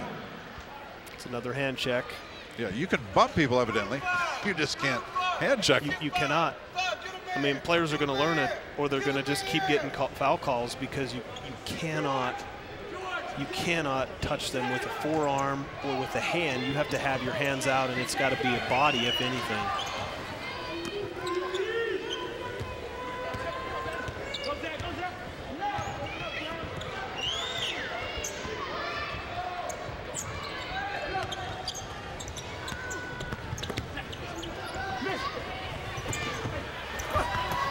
Bruneeladded trying to get it to Chad Ross inside. Ross's shot is blocked. Siveran got it. Foul's going to be called, though, not on Siveran, but instead I think it's Beckford. Yeah, some good interior passing here. I thought Zach could have taken that shot, but unselfish pass off there to Chad Ross. Why'd they call the foul on Beckford? He didn't touch him there. Did they call that on Beckford? Yes. Yeah, that was a missed call, and you get the coaching staff for the Aggies here. That was definitely a clear missed call.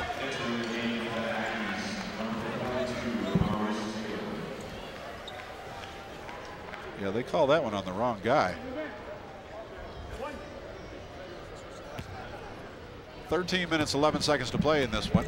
UVU out in front by 8. And they did switch the foul, Jim. They switched that foul to number 33. At least that's what the referee went over and told the scorer's table. So it was switched. All right. Beckford now with 3. Siveran now with 3.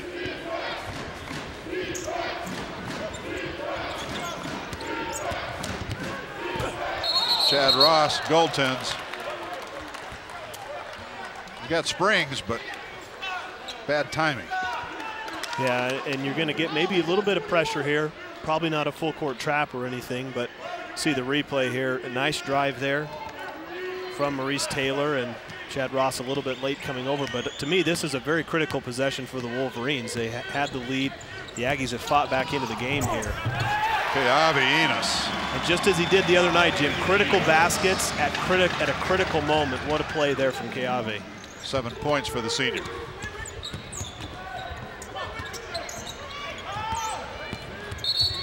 Middleton trying to drive against Keavi. Keavi being called for the foul. That's going to be his third. Second Wolverine with 3 fouls. Ben Aird. I mean, where's the foul there? Oh, boy, come on. I mean, that's, I don't know where there's a foul there. We're starting to sound like a broken record, aren't we? We are, but I mean, that, you can see the replay. But it's going against both teams. We're not complaining that they're all going against UVU. It is. It's just, that's a play on. Both teams have had that.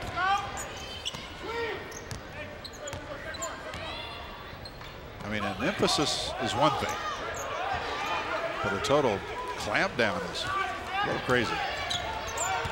18-second shot clock coming up on 12 minutes on the game clock.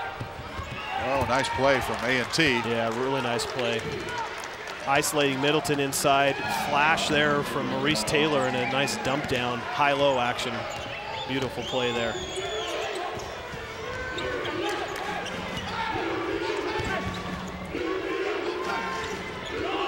Wolverines by 6.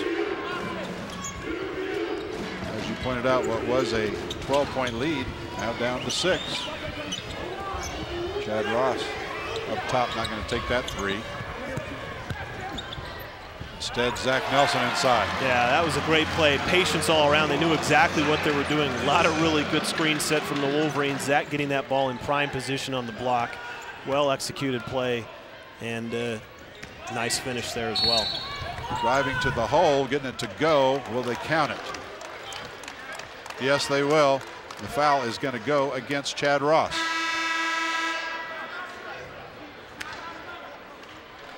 Wow, got him from behind. Oh my goodness, 52-46. Before you and I say anything else, let's just throw it to our sideline reporter, Matt Baiamonte. Please, please take it, Matt. Thanks, guys. First off, I'd just like to say Happy Veterans Day. I felt like I forgot that earlier, so I need to get that in there. For those of you at home who have not had a chance to visit the UCCU Center in our first 2 home games, you'll notice there have been some significant changes.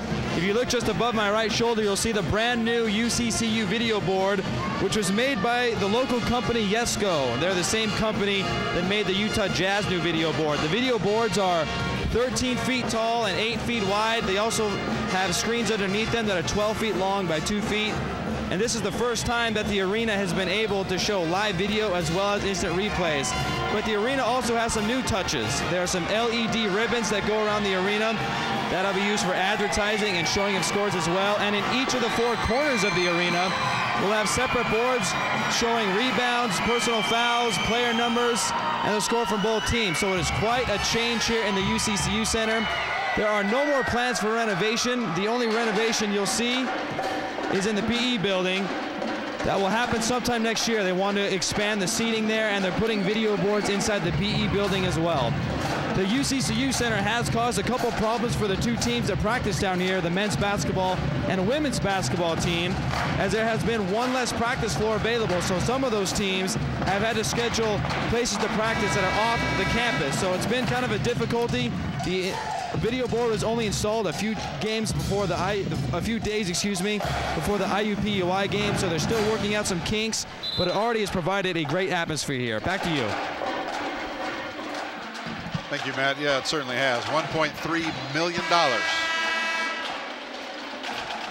is what they spent, and that was a deal. It's a heck of a scoreboard. It's a mini version of the same scoreboard they put in the Energy Solutions Arena in Salt Lake for the Jazz, which is just gargantuan. All right, 11:15 to play. Call a foul on that kid. He's within 3 feet of the other one. 52-46. Wolverines by 6, make it only 5 now.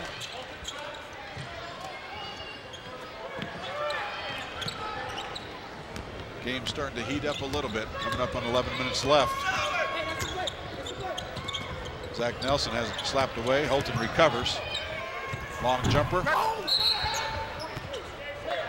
Whistle inside. Going to be UVU basketball. Foul is going to be called against A&T. And that's going to be free throws because the Wolverines now in the bonus. Who did they call that foul on? I think it was Taylor. Called on 42. I don't see a 42 in the picture. I think. Oh, there he is behind. Yeah, Ben Aird. The foul only comes from behind, Matt. We should know that by now. It does. Yeah, he foul was called on him. Ben Aird misses the front end of the 1-on-1. Oh my goodness. Oh my goodness. 52-47.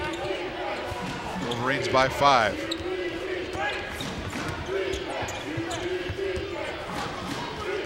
Wolverines right now out in front thanks to free throw shooting. They've outscored them by 9.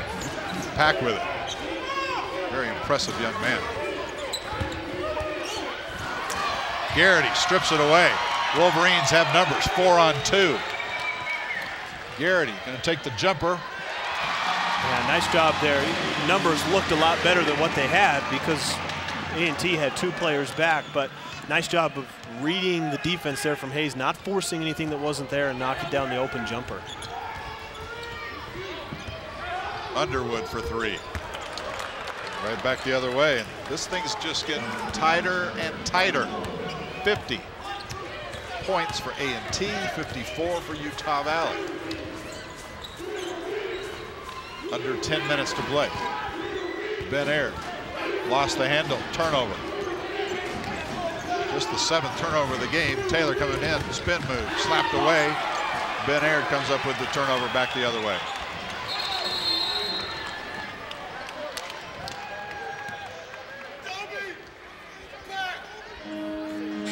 And a timeout on the floor. 9:39 to play.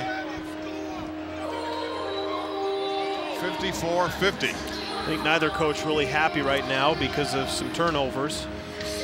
Ben Aird not able to keep that possession when he got the ball inside, and then a turnover there. I believe it was by Maurice Taylor that drove. So, you know, teams are getting a little bit sloppy the last couple possessions.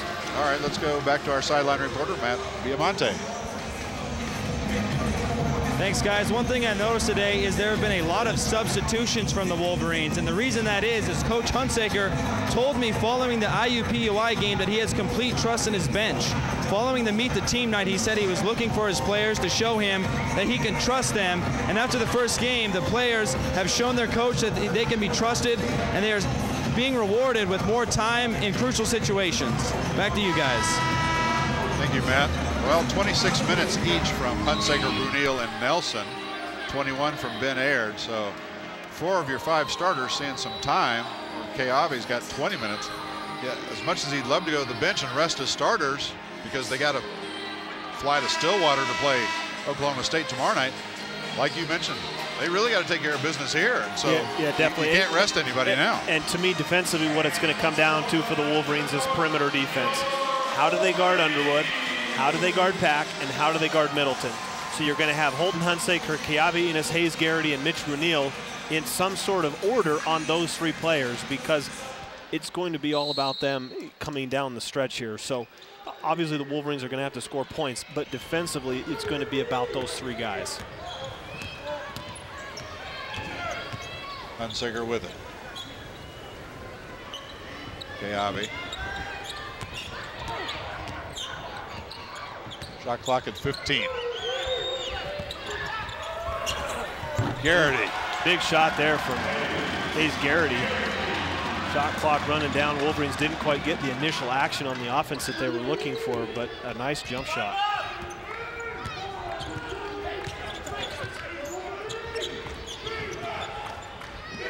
Garrity playing Pack pretty tightly. Pack misses the drive. Ball will belong to Utah Valley. Yeah, and there we go. Once again, it's about that defense. You know, nice job of challenging there from Hayes Garrity. Pat got a pretty good look. A good job of Ben Aird rotating over, at least giving a little bit of pressure at the last minute. But that's what it's going to be about. Those guys coming off screens, looking to drive.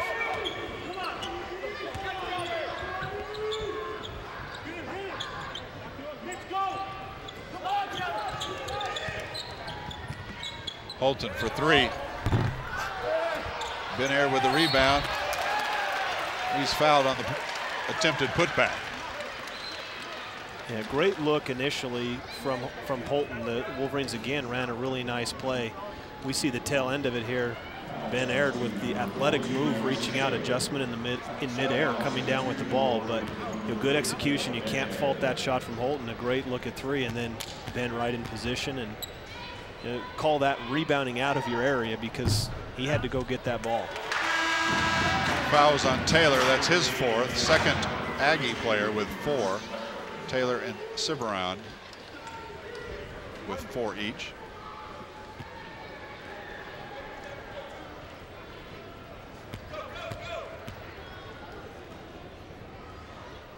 Big Ben. Right now with 11 points, 9 rebounds. He's the leading scorer for Utah Valley. Meanwhile, Middleton's got 15, Pack's got 12 for Carolina A&T. Oh, big collision between Keavianis and Holton Hunsaker. Holton looks a little... Yeah, head or shoulders, but they collided right in the middle of the court. Both players clearly shaken up. Holton was shaking his head, trying to clear the cobwebs, it looked like. Yeah, and so was Keavi. Keavi was holding his mouth like he got hurt. Don't see any blood, but gonna have to shake it off quick.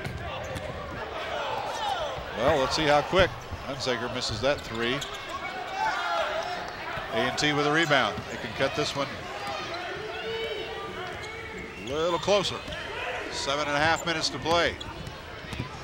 Just a 5-point lead for the Wolverines. Middleton. I hate to go back to it, Jim, but that's exactly what we were talking about. That drive, nice defensive play initially from Hayes Garritychipped to stop Underwood from driving, but then you have Middleton coming around the second leg of the drive, and he's able to get to the rim.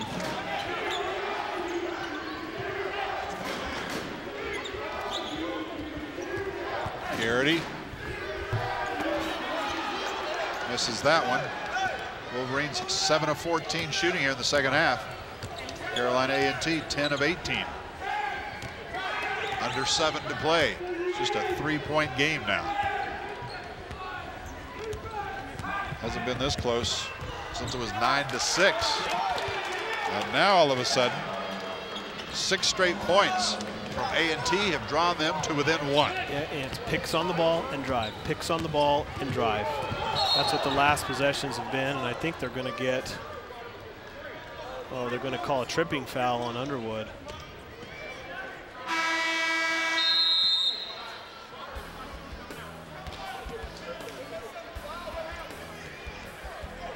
See the replay here. Wow. Just inadvertent, but yeah, honestly, I don't know how you call that. I mean, really don't know how you call that, but Wolverines going to the free throw line. Wolverines by 1. 6.5 minutes to play here at the UCCU Center.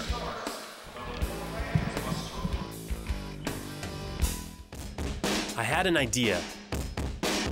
Lots of people have ideas. But engaged learning helped me develop my idea and make it real. And now with sales over $1 million, best assignment ever.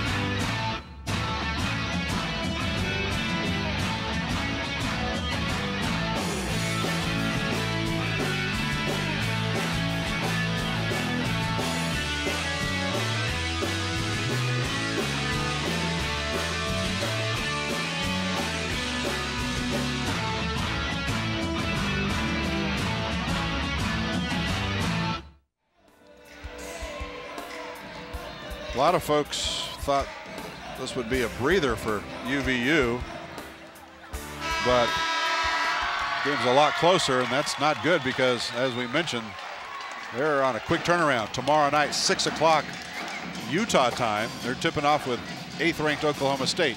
Then next week on Tuesday, 18th-ranked Oregon at their place.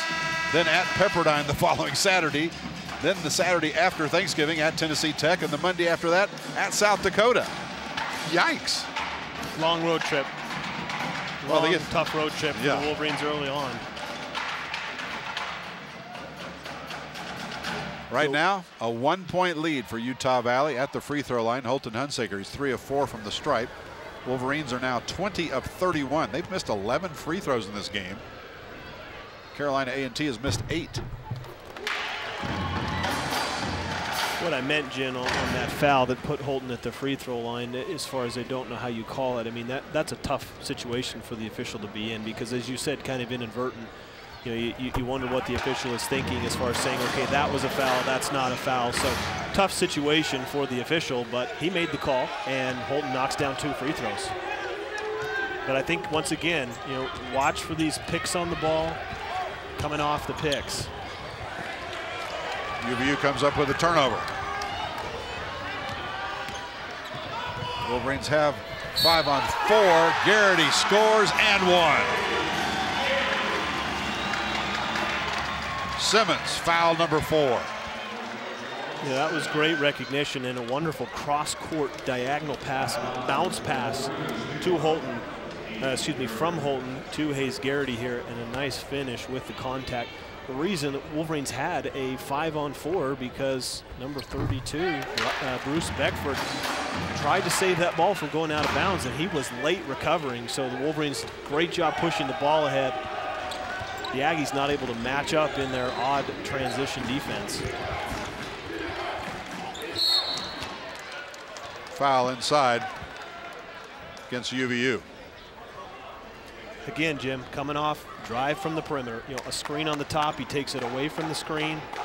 Underwood just breaks down the defense, dishes it off. Wolverines have no choice in that situation but to foul. Garrity, foul number 3. He joins Keavi Enos and Ben Aird with 3 fouls each.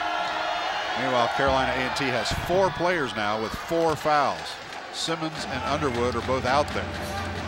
Yeah, I think if you're Coach Alexander, you're telling Underwood, hey, be careful and do not foul, because he has been a huge catalyst for them. In other words, don't touch anybody? Yeah, he's been a huge catalyst for their offense in the second half. He's driven the ball, he's passed it, he's dished it. He's been huge, so he's got to be careful, and here comes another pick on the ball. Underwood, blocked from behind by Zach. UVU basketball. And I think they're going to say that Simmons was out of bounds when he touched that ball. Great hustle from both players, but again, Underwood with a nice drive, but a great play from Zach Nelson. And oh boy, I don't think he was out of bounds when he touched that ball. I think he tapped it before. But sometimes the great camera work we have from our UVU student staff is making the officials not look so good. Told the tale right there.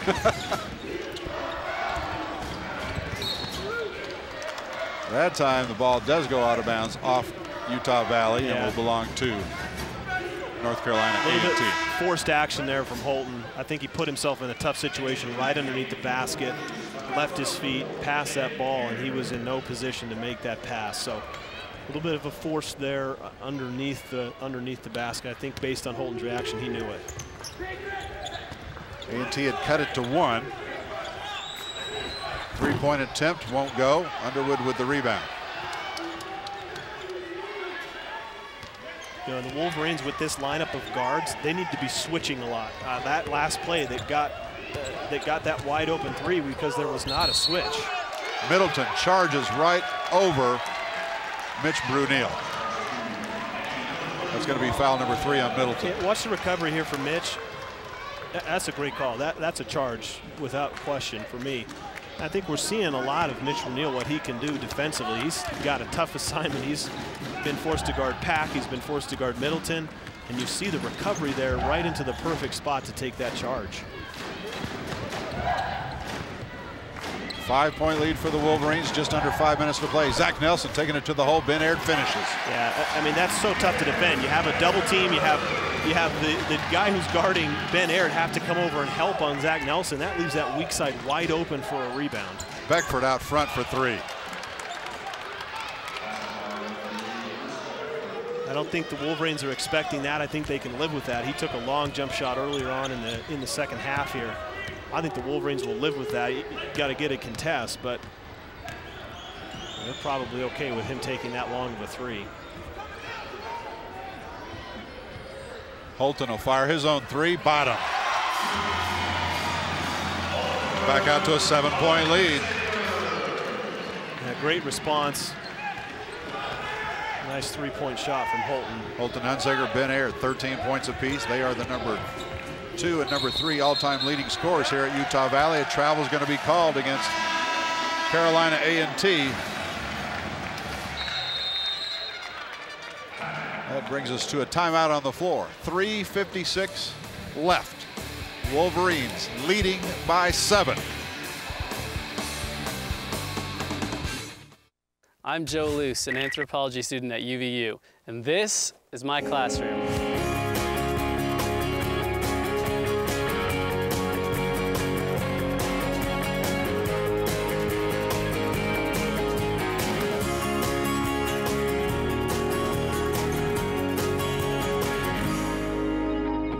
At UVU, I'm sharpening my mind and my skills.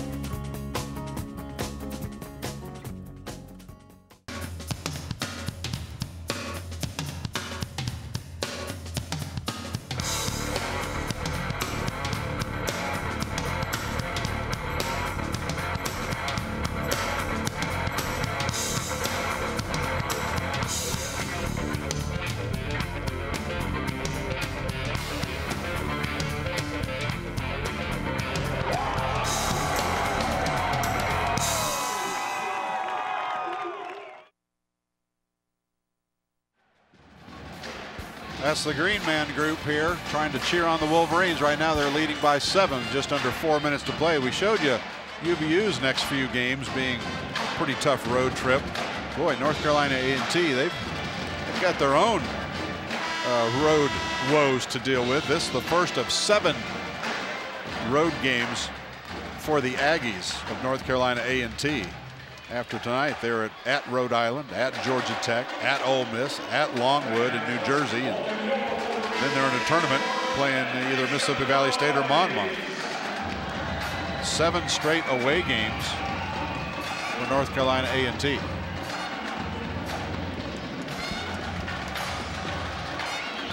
You know, these games so often, Jim, when it comes down to the final few minutes here, it's, you know, to me, it's about the very basics and the simplest of things. You know, take time, don't force anything, don't turn the ball over, and you know, do your best to get a good shot. It's going to come down to those basic things here. Zach missed it.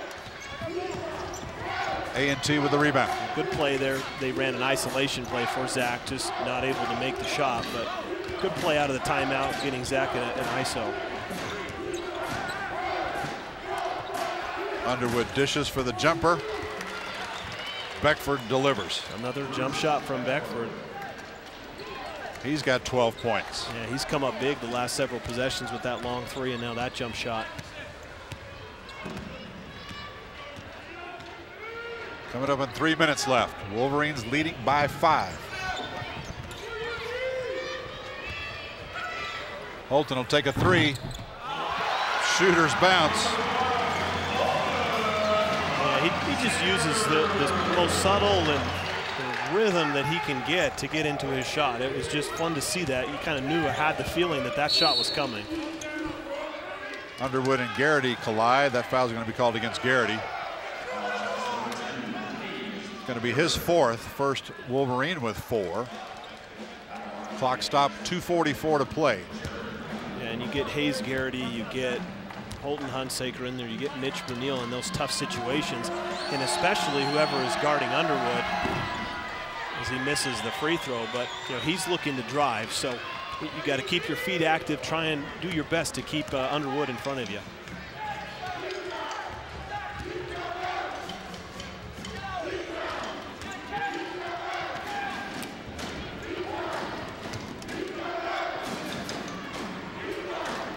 Shot clock at 14. Wolverines trying to burn some of that clock. Garrity will drive in. Little floater. No. Zach. No. It's Ben Aird with the follow. Yeah, nice finish there. Ben set that pick way out high. Got a great lane for Hayes, and then Ben just went right to the rim and there for the tip in. Beckford misses the 3. Zach Nelson and Simmons got tied up inside, and if this one's on Simmons, he is just fouled out. Yeah, I think going to be over the back call on Simmons. A nice job of Zach body, and you see the open shot once again. I think they were okay with that, but you see this Zach putting his body over the back foul call there. Jerome Simmons, 6'8" freshman out of Jacksonville, North Carolina, fouled out of this one. 4 points on 2 of 4 shooting. Did they not call that on Simmons? Seriously? I thought it was because Mitch Bruneeladded is at the free throw line. All right, hold the phone. Evidently, it's not Simmons fouling out. Simmons that got called. It's the foul Middleton. was called on. Never mind. My apologies to the Simmons family. I was looking at the action. Zach Nelson. It looked like that was where the foul was called, but somebody else must have reached in and touched him with a finger. Nevertheless, Mitch Bruneeladded knocks down 2 free throws. Wow. Inside, Simmons, who did not foul out of this game, now has 6 points and 4 personal fouls. 1:43 to play. Wolverines leading by 10, 74-64. You know, the one time I see a foul. Yep, it's not the one. It's not the one. Not the one we thought it was going to be, was it? Well, there must have been some side action going on there. Oh my goodness.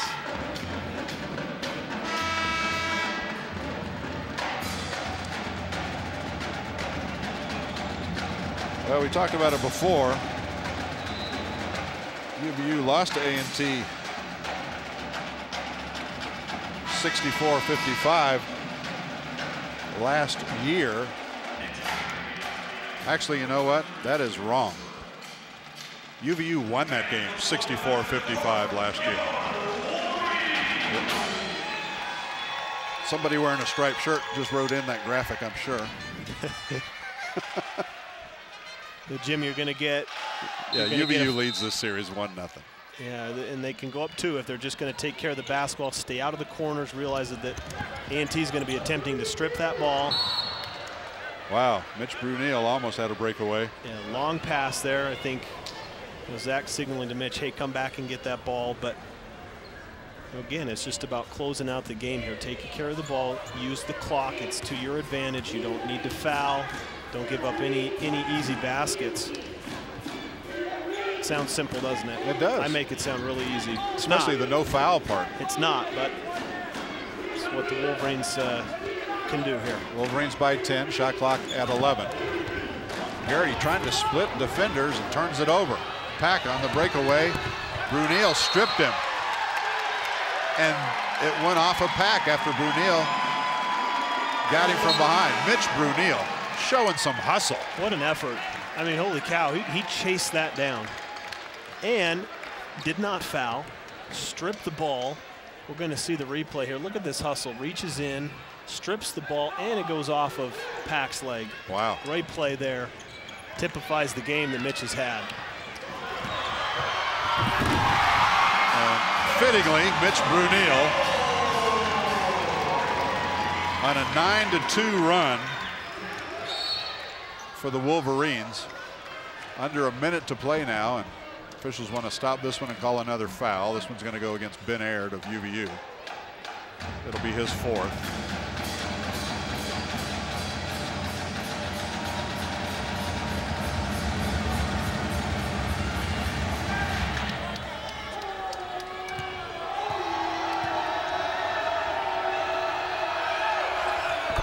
Beckford gets another one.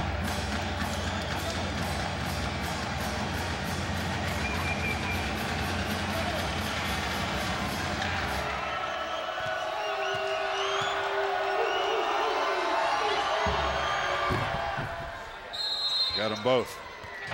10-point lead for the Wolverines, 58.7 seconds left.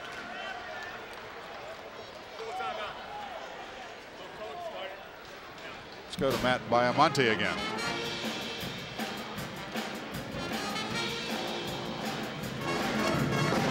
Thanks, Jim. Hayes Garrity just got subbed out after that turnover, but prior to that, he had seen a lot of time here in the second half, and that trust that Garrity had shown in coach stems back to a buzzer beater shot that he had in Meet the Team night with 5 seconds left.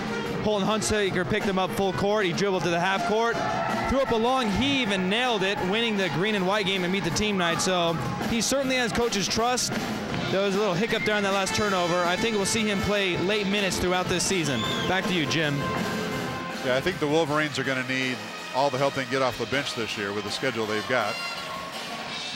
Hayes Garrity, a great pickup for this Wolverines squad.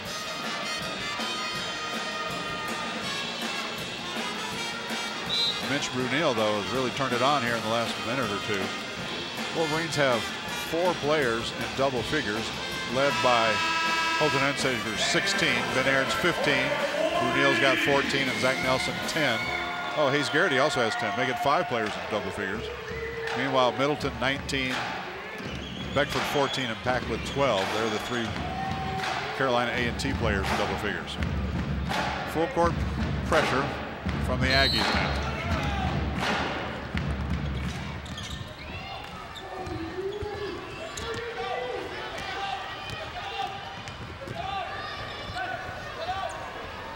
They like to have the ball in Holton Hunsaker's hands. The other team is trying to foul to stop the clock. And you'll see a lot of ball movement. Oh, we get a foul, but.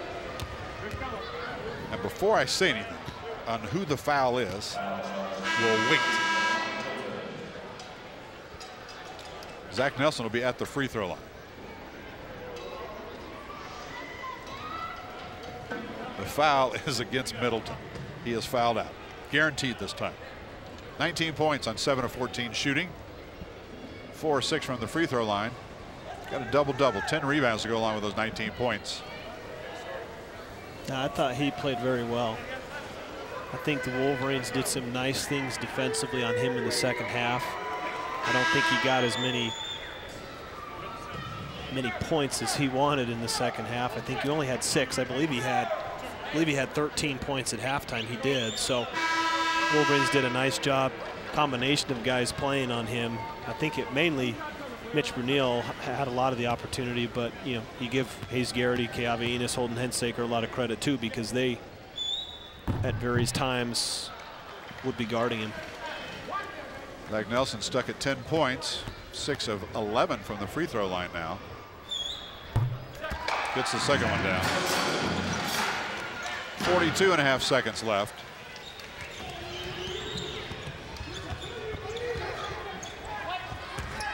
Beckford drives in quickly and lays it up and in. And immediately, Cy Alexander, head coach in his second year at Carolina A&T, calls a timeout. This is a Carolina A&T team that was in the NCAA tournament last year. In fact, they won the first round game, knocking off Princeton. They were the MEAC champs last year under Cy Alexander's tutelage, his first year there. Graduated a ton of players, and looks like they've got a pretty decent squad coming back this year. Yeah, they're going to be competitive. I think the Wolverines have done a lot of good things tonight, and you can tell they've got the makings of a good team. I mean, it's early, but what you have to have is really good guard play, and you know they've got that. The Aggies have that guard play. Underwood, Pack, Middleton. You've got inside play from Beckford. He seems to be more of an outside shooter. That may be the one thing that they're lacking, is some solid inside play, but yeah, you can definitely see that they've got a lot of talent on the perimeter. Again, that full court pressure. We'll see if they foul immediately to stop the clock. Underwood went for the steal, knocked it out of bounds. 33.5 seconds left.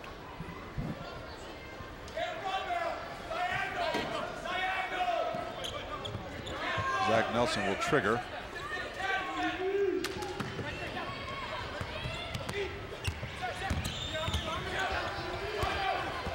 Wolverines playing keep away. Coach Dick Hunsaker was 10 feet out on the floor yelling about something. Timeout. Why? I think they hadn't advanced the ball. They only have 3 more seconds to get it across. I think that's probably why. I was not even paying attention to that.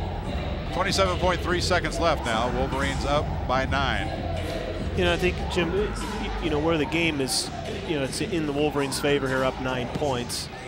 I love that from Coach, because he's still coaching. I mean, at some point the game is going to probably be, you know, maybe at some point later on in the year you're going to be in a game very similar to this. And this is huge practice, because you can only replicate so much in actual practice time. when you face it here, like they've done for a lot of different possessions in the actual game here, this is great opportunity for the Wolverines to get better at their full court pressure. I don't think they've been spectacular at breaking it, but they've done okay. Hunsaker in the backcourt. Looks for help. I guess the 10 seconds resets as well. That time, Pack, I think, reached in, and when he did, might have caught an elbow, yeah. In the Adam's apple, maybe. I don't know. Shaking up just a little bit near midcourt. 19.9 seconds left in this one. Zach Nelson at the free throw line. Redshirt freshman misses the front end of 2.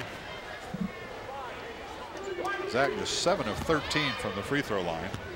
Wolverines have missed 13 free throws tonight. Carolina A&T has missed 10.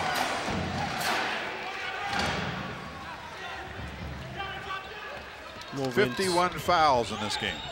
Oh my goodness, really. 3-pointer is good. Hey, they're not going away. 77-71. Yeah, and the Wolverines 78-71, sorry. Wolverines made a change there. They normally would have gone into a man-to-man defense, but they switched into a zone, and they left the best 3-point shooter on the floor wide open in the corner there, with Rashad Pack making that 3-point shot.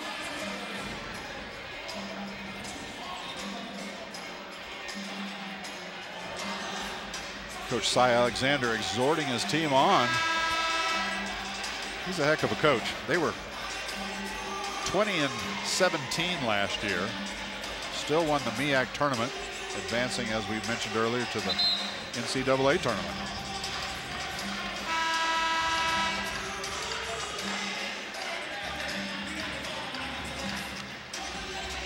.8 seconds left here. 7-point lead, you would think, is comfortable enough.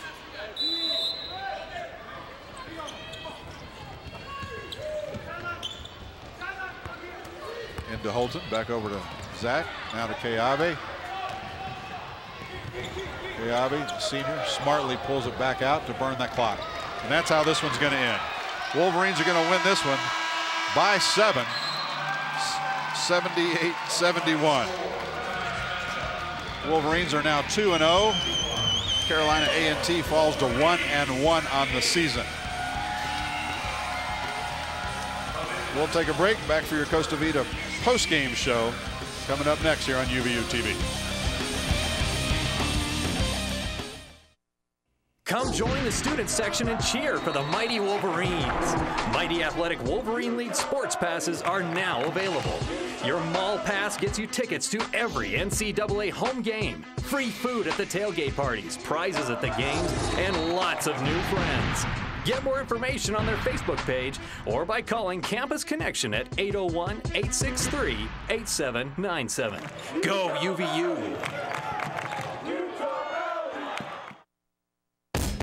They say the devil is in the details. And in here, there are a lot of details. Flavor, color, texture, temperature, presentation. It all has to be flawless. Pressure? Maybe. But with engaged learning, I get a lot of practice. And I'll bet your homework never tasted this good.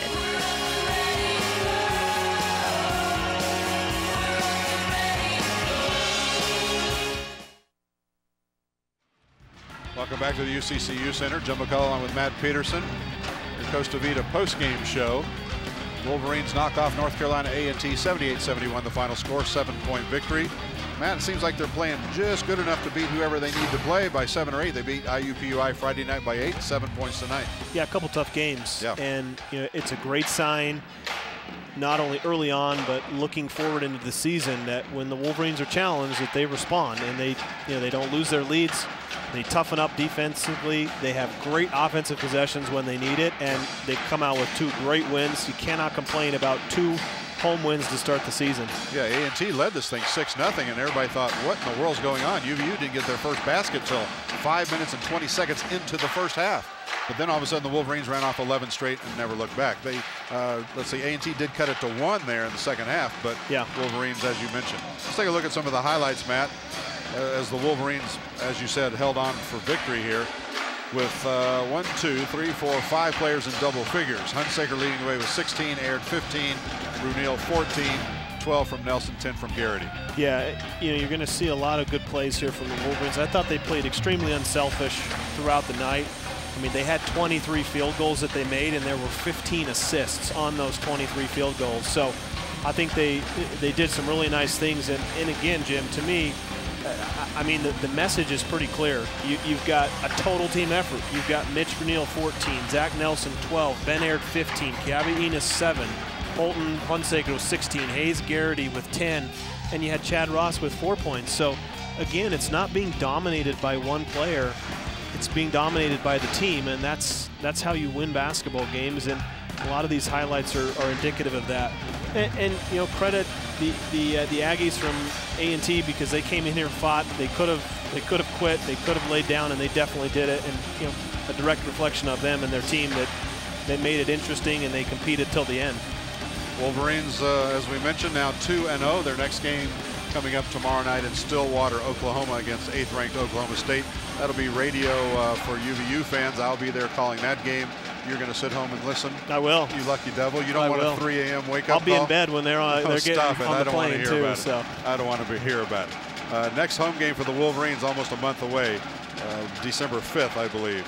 So it'll be a good chance in December to see the Wolverines, as they have all sorts of home games in the month of December. Hey, thanks for being with us. Wolverines win this one by 7. This telecast produced by students from the UVU Digital Media Department. This has been a copyrighted production of Utah Valley University and the Wolverine Sports Network. For Matt Viamonte, Matt Peterson, and everybody else with UVU TV named Matt, I'm Jim McCullough saying so long from Orem, Utah.